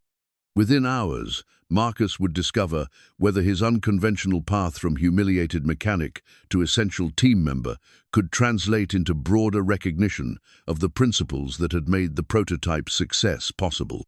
The outcome would determine not just the company's future, but the validation of an approach to problem-solving that valued practical wisdom alongside theoretical knowledge, collaborative innovation alongside specialized expertise, and the kind of authentic professionalism that came from competence rather than credentials. The presentation remote felt surprisingly light in Marcus's hand, its simple design belying the weight of responsibility it represented. He had never imagined holding such a device, never anticipated standing before a room full of investors whose decisions would determine the future of Meridian Luxury Motors and everyone who worked there. But the prototype's successful repair had created an opportunity for influence that transcended traditional professional boundaries, opening space for practical expertise to complement theoretical knowledge in ways that served everyone's interests. The investor meeting began in Meridian's executive conference room, a space designed to project the kind of sophisticated elegance that justified premium pricing in the luxury automotive market. Floor-to-ceiling windows overlooked the facility where the prototype waited for its crucial demonstration. Polished mahogany surfaces reflected the morning light that illuminated technical displays and financial projections arranged with corporate precision. Preston Vale opened the presentation with practiced confidence, outlining Meridian's vision for expansion into the hypercar market and the competitive advantages that would distinguish their offering from established manufacturers. Charts showed market opportunities, development timelines, and projected returns that painted an optimistic picture of technological innovation meeting consumer demand. The Meridian Nexus represents more than engineering excellence, Preston explained, his voice carrying the authority of someone accustomed to commanding investor attention. It demonstrates our commitment to pushing the boundaries of what's possible in luxury automotive performance while maintaining the reliability and refinement that define the Meridian brand. Dr. Walsh followed with technical presentations that detailed the prototype's innovative, feature-hybrid powertrain architecture, advanced materials applications, integrated control systems that optimize performance across multiple operating conditions. Her explanations were precise, comprehensive, and delivered with the credibility that came from deep expertise in automotive engineering. But Marcus could sense that the investors, while impressed by the theoretical capabilities outlined in the presentations, were reserving judgment until they could evaluate the prototype's actual performance. Sophisticated technical presentations were common in the luxury automotive industry. What distinguished successful ventures from ambitious failures was the ability to deliver on theoretical promises under real-world conditions. Ladies and gentlemen, Preston announced as the indoor presentations concluded, "I'd like to invite you to see the Meridian Nexus in action." The group moved to the main facility floor, where the prototype waited in a space cleared for demonstration purposes. Even stationary, the vehicle commanded attention, its sculpted lines suggesting motion, its carbon fiber surfaces reflecting light in ways that emphasized both strength and elegance. Marcus positioned himself near the prototype's engine bay, ready to provide technical explanations if questions arose about the recent modifications that had resolved the cascade failure problems. He carried the presentation remote, not as a primary presenter, but as someone prepared to support the demonstration with practical insights that complemented the engineering team's theoretical expertise. The initial startup sequence will demonstrate the seamless integration between electric motor and combustion engine, Dr. Walsh explained as she activated the prototype systems. Computer controls automatically optimize power delivery based on performance requirements and efficiency considerations. The prototype came to life with the kind of mechanical poetry that justified its multi-million-dollar development cost. Engine note blended with electric motor were in harmonious symphony. Dashboard displays showed perfect parameter readings across all monitored systems. Every visible component suggested precision, power, and technological sophistication. For the first few minutes of demonstration, the prototype performed exactly as promised. Acceleration was instantaneous and smooth. Handling responses were precise and predictable. Computer systems maintained optimal performance while adapting seamlessly to changing conditions. Marcus watched both the vehicle and the investors, reading subtle signs that indicated how the demonstration was being received. Technical advisors accompanying the investment group asked detailed questions about component specifications, manufacturing tolerances, and integration methodologies. Their inquiries suggested genuine interest, combined with professional skepticism, exactly the kind of evaluation that separated serious investors from casual observers. The hybrid powertrain delivers over 800 horsepower while maintaining emissions levels that exceed current regulatory requirements. Dr. Martinez explained, highlighting performance specifications that positioned the prototype competitively against established luxury manufacturers. "What about sustained performance under track conditions?" asked Dr. Doe. Rebecca Chen, the lead technical advisor for the investor group. Many hybrid systems excel in brief demonstrations but struggle to maintain performance during extended high-demand operation. It was precisely the question Marcus had been expecting, and the one that would determine whether the prototype's repair had truly solved the fundamental problems that had plagued earlier testing. "That's an excellent question," Dr. Walsh replied. Marcus Reyes, our senior diagnostic specialist, led the team that resolved some complex system integration challenges. "Marcus, would you explain how we addressed the sustained performance issues?" Marcus stepped forward, presentation remote in hand, conscious that his response would influence not just technical evaluation, but investor confidence in the team's problem-solving capabilities. "The integration challenges we encountered taught us something important about the difference between optimizing individual systems and optimizing system interactions," Marcus began, his voice carrying the calm authority that came from genuine understanding rather than theoretical knowledge. He used the presentation remote to advance to technical diagrams that illustrated the cascade failure problem and its solution. Each component in the prototype was designed to perform perfectly within its individual specifications.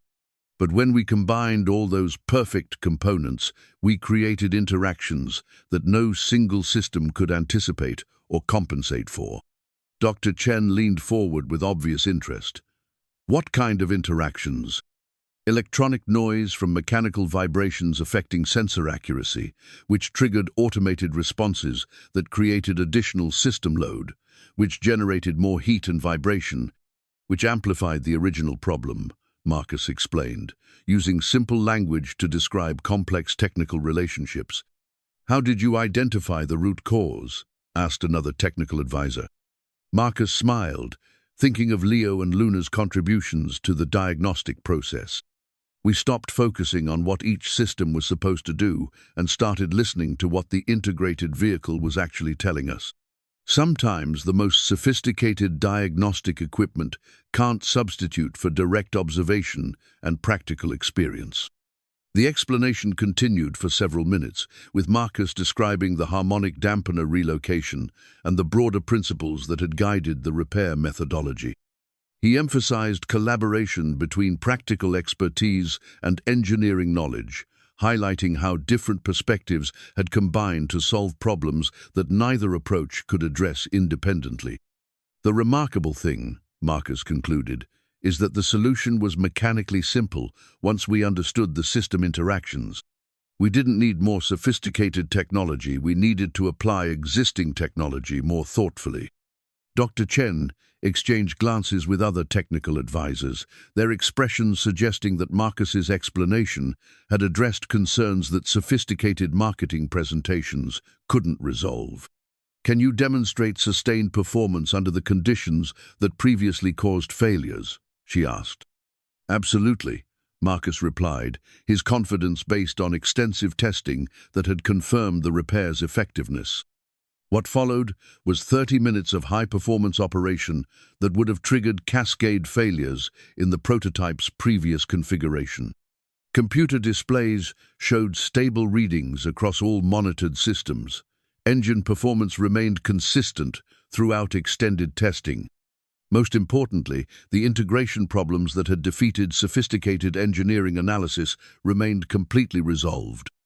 As the demonstration concluded successfully, Marcus realized that something fundamental had shifted in the room's dynamics. The investors were no longer evaluating just the prototype's technical capabilities. They were assessing the team's capacity for innovative problem-solving and collaborative development. The presentation remote in his hand had become a symbol of transformation that extended far beyond individual achievement.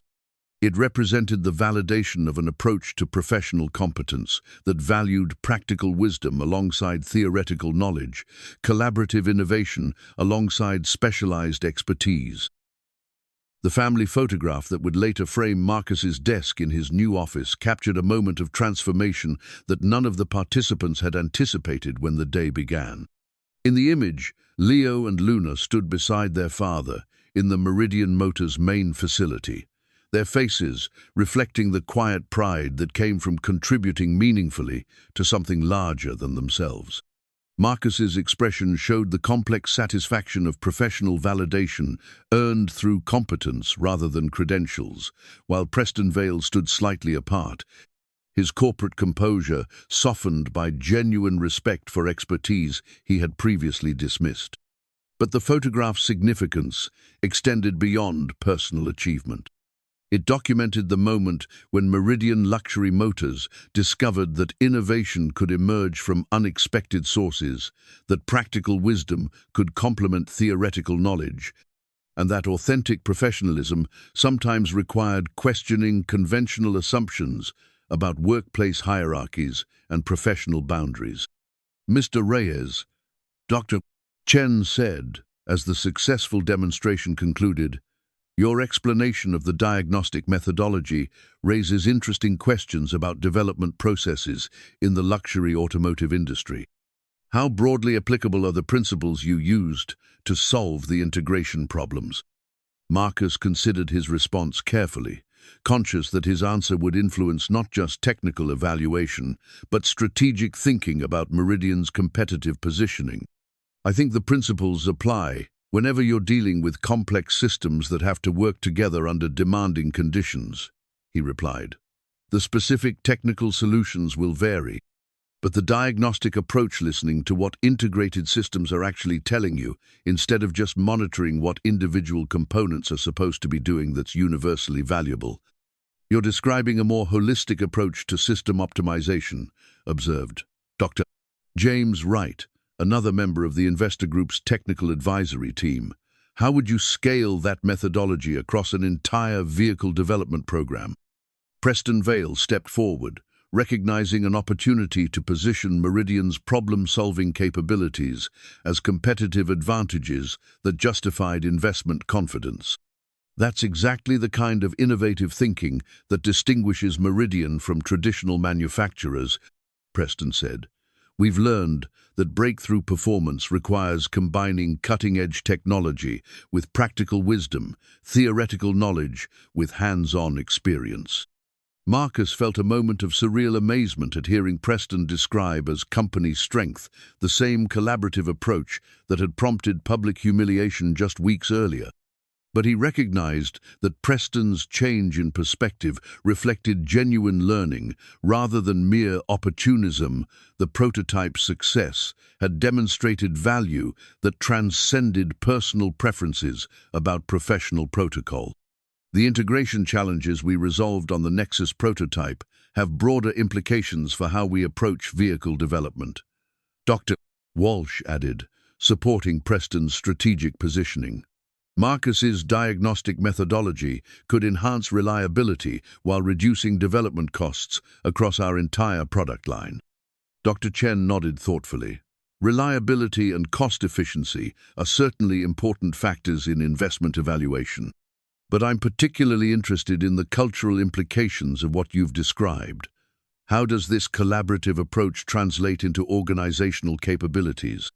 It was a perceptive question that went to the heart of what made some companies consistently successful while others struggled, despite comparable resources and technology.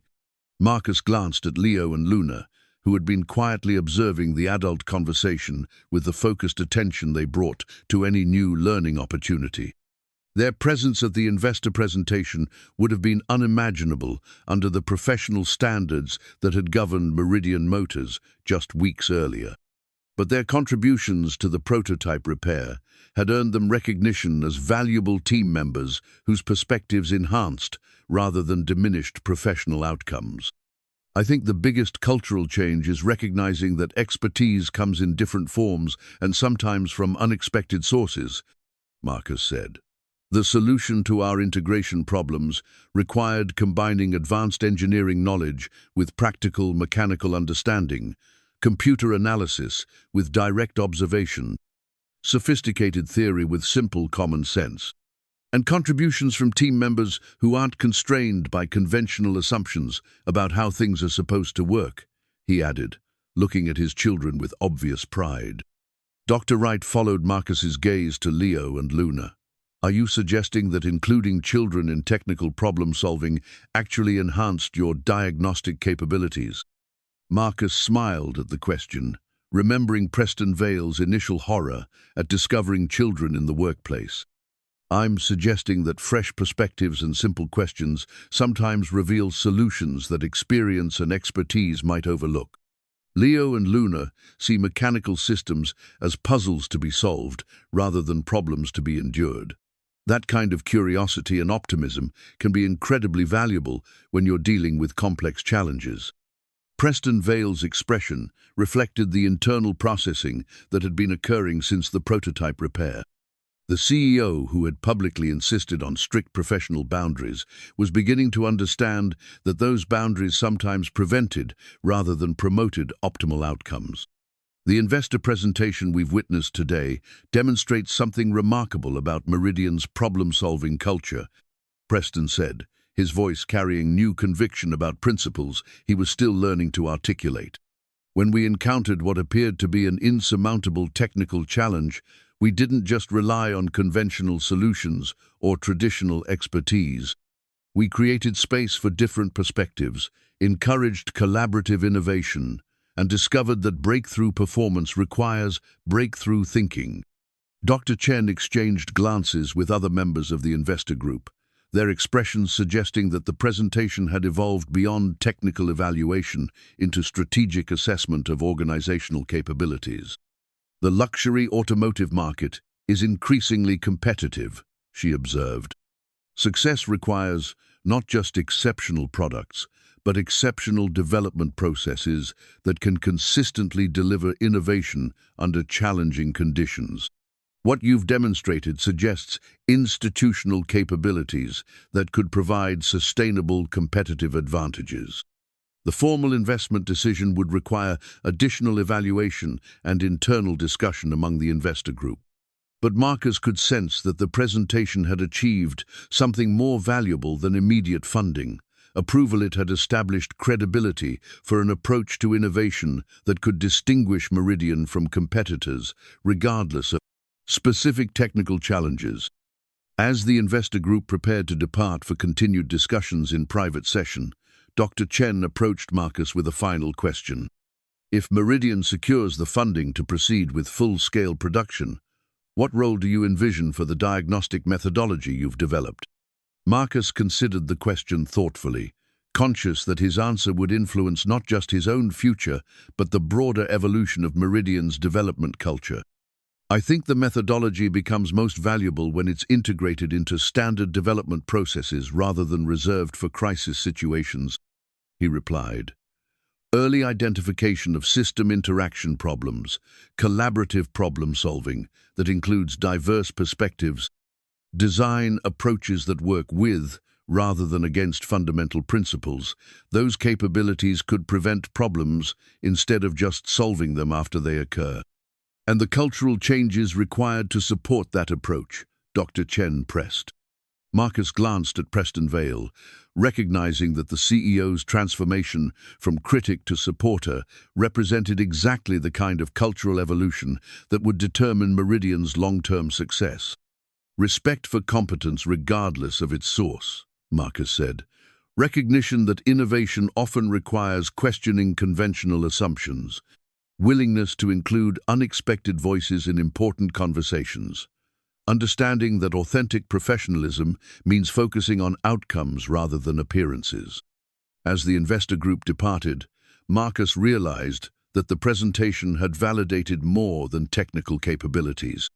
It had demonstrated that practical wisdom and theoretical knowledge could combine to create solutions that neither could achieve independently, that diverse perspectives could enhance rather than complicate professional outcomes, and that authentic innovation sometimes required courage to challenge established boundaries.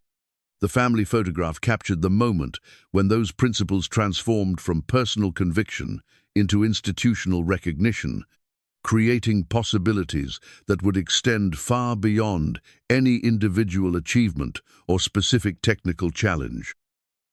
The new company handbook that arrived on every employee's desk 6 months later bore little resemblance to the rigid policy manual that had governed Meridian Luxury Motors under previous management. Where the old handbook had emphasized hierarchical boundaries and professional protocol, the revised document celebrated collaborative innovation and diverse expertise. Where outdated policies had treated family responsibilities as potential conflicts with workplace efficiency, new guidelines recognized that personal authenticity and professional competence were mutually reinforcing rather than competing values. Marcus kept his copy prominently displayed in his new office space that would have been unimaginable during his years as a service bay mechanic, but which now served as headquarters for Meridian's integrated systems development team. The office walls displayed technical drawings alongside children's artwork, engineering certifications next to family photographs, symbols of the cultural transformation that had begun with a desperate attempt to solve prototype problems and evolved into a comprehensive reimagining of what professional excellence could look like. "Dad, Mrs. Patterson says her Mustang is running better than when her husband was alive." Luna announced as she and Leo settled at the conference table that served double duty as homework station and technical planning workspace. The after-school program at Meridian Motors had become one of the most popular family benefits in the company's history, providing educational opportunities for employees' children while creating the kind of intergenerational learning environment that enhanced rather than complicated professional productivity. "That's because we learned to listen to what the engine was trying to tell us instead of just following the repair manual," Leo added, demonstrating the diagnostic thinking that had become second nature during their garage-based education with their father. Marcus smiled at his children's casual mastery of concepts that had required years for him to develop through professional experience. But more than their technical understanding, he was prouded by their natural assumption that complex problems yielded to collaborative effort, that different perspectives enhanced rather than complicated problem-solving, and that competence was more important than credentials in determining whose input deserved serious consideration. The transformation at Meridian Motors had exceeded everyone's expectations, including the investors who had ultimately approved funding for full-scale production of the Nexus prototype. The vehicle's successful market launch had validated not just its technical capabilities, but the development methodology that had resolved its integration challenges.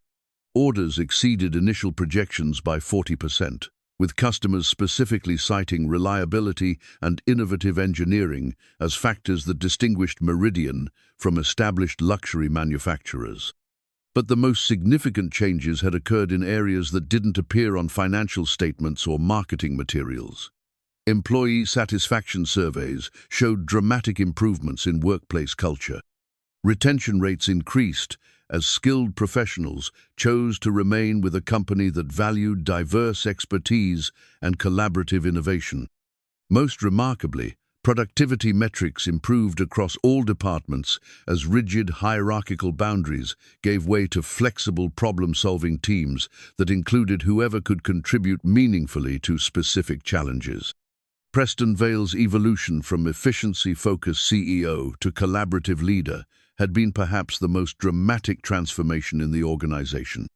The executive who had once publicly humiliated Marcus for bringing his children to work now regularly sought input from the integrated systems development team on strategic decisions that extended far beyond technical issues. "Marcus, I'd like your team's assessment of the cultural factors that contributed to our Q3 results," Preston said during the quarterly review meeting that had replaced formal presentations with collaborative discussions. "The numbers are impressive, but I'm more interested in understanding the underlying changes that made those numbers possible." Marcus referenced notes that Leo and Luna had helped him prepare their questions about workplace dynamics, often revealed insights that adult analysis missed. "I think the biggest factor is that people feel safe contributing their best thinking without worrying about whether their input fits conventional expectations. When you eliminate the fear of overstepping boundaries, you discover that boundaries were often preventing exactly the kind of innovation that creates competitive advantages." Dr. Walsh nodded in agreement. The diagnostic methodology we developed for the prototype has applications across every aspect of our operations. Marketing, manufacturing, customer service, they all benefit from the same collaborative approach that resolved our technical challenges. And the family-friendly policies have attracted talent that wouldn't have considered Meridian under our previous culture, added Dr. Martinez, whose own appreciation for work-life integration had deepened since his wife's return to graduate school, required more flexible childcare arrangements. The meeting continued with discussions that would have been impossible under Meridian's previous management: structure-open evaluation of what was working, honest assessment of remaining challenges, collaborative planning that included input from multiple organizational levels and diverse professional backgrounds. As the session concluded, Marcus reflected on the journey that had brought him from public humiliation to organizational leadership. The transformation hadn't eliminated workplace challenges or resolved all interpersonal conflicts, but it had created an environment where challenges could be addressed through collaborative problem-solving rather than hierarchical mandate, where conflicts became opportunities for learning rather than battles over authority. That evening's routine included time in the family garage, where Marcus continued teaching Leo and Luna practical skills that complemented their formal education. Tonight's project involved diagnosing intermittent starting problems in their neighbor Mr.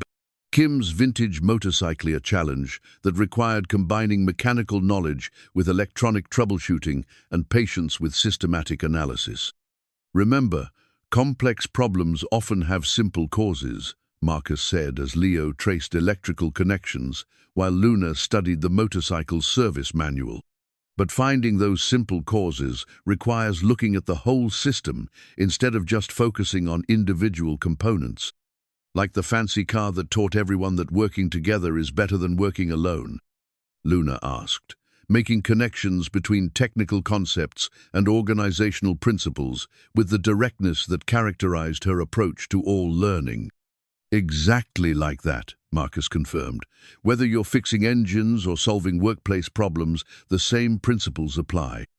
Listen carefully, ask good questions, respect different kinds of expertise, and remember that the best solutions usually combine knowledge from multiple sources. As Leo successfully identified the loose ground connection that had been causing the starting problems, Marcus felt the familiar satisfaction that came from watching his children develop both technical competence and collaborative instincts that would serve them well, regardless of their eventual career choices. The Meridian Motors facility had become a symbol of possibility for other organizations struggling to balance efficiency demands with human-centered values. Delegations from rival manufacturers toured the facility to understand how family-friendly policies and collaborative innovation could enhance rather than compromise competitive performance. Business schools developed case studies examining the cultural transformation that had converted crisis into sustainable advantage. But for Marcus, the most meaningful validation came from smaller, daily observations. Employees who felt safe bringing their authentic selves to work. Children who learned that workplaces could be environments of learning and growth rather than sources of stress and exclusion. Colleagues who discovered that diverse perspectives enhanced rather than complicated professional outcomes.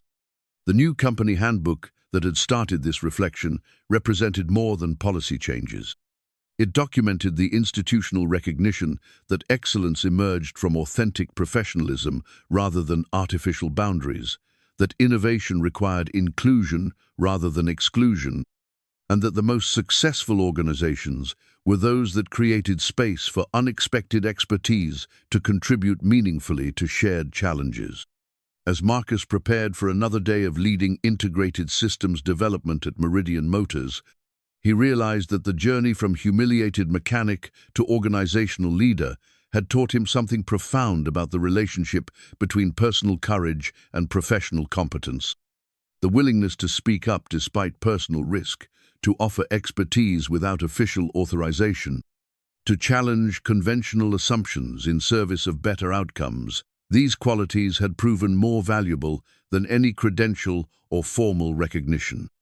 The photograph on his desk captured Leo and Luna during the investor presentation that had validated their contributions to solving the prototype's technical challenges. But the image also represented something larger, the possibility that workplaces could become environments where families thrived, where different kinds of expertise were valued, and where authentic professionalism created space for human complexity rather than demanding its elimination. 6 months after the crisis that had threatened Meridian's future, Marcus understood that the most important transformation hadn't been technical or financial. It had been the recognition that organizations succeeded when they created conditions for people to contribute their best thinking, their deepest expertise, and their authentic selves to shared challenges that required collaborative solutions. The new company handbook would continue evolving as Meridian learned more about how to balance efficiency with humanity, innovation with stability, professional excellence with family values.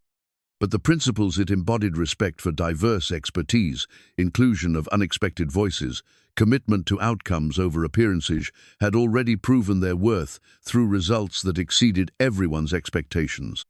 Marcus closed the handbook and prepared for another day of work that had become more than a job, in a place that had become more than a workplace, surrounded by colleagues who had become more than co-workers. The transformation that had begun with a desperate need to solve technical problems had evolved into something more valuable.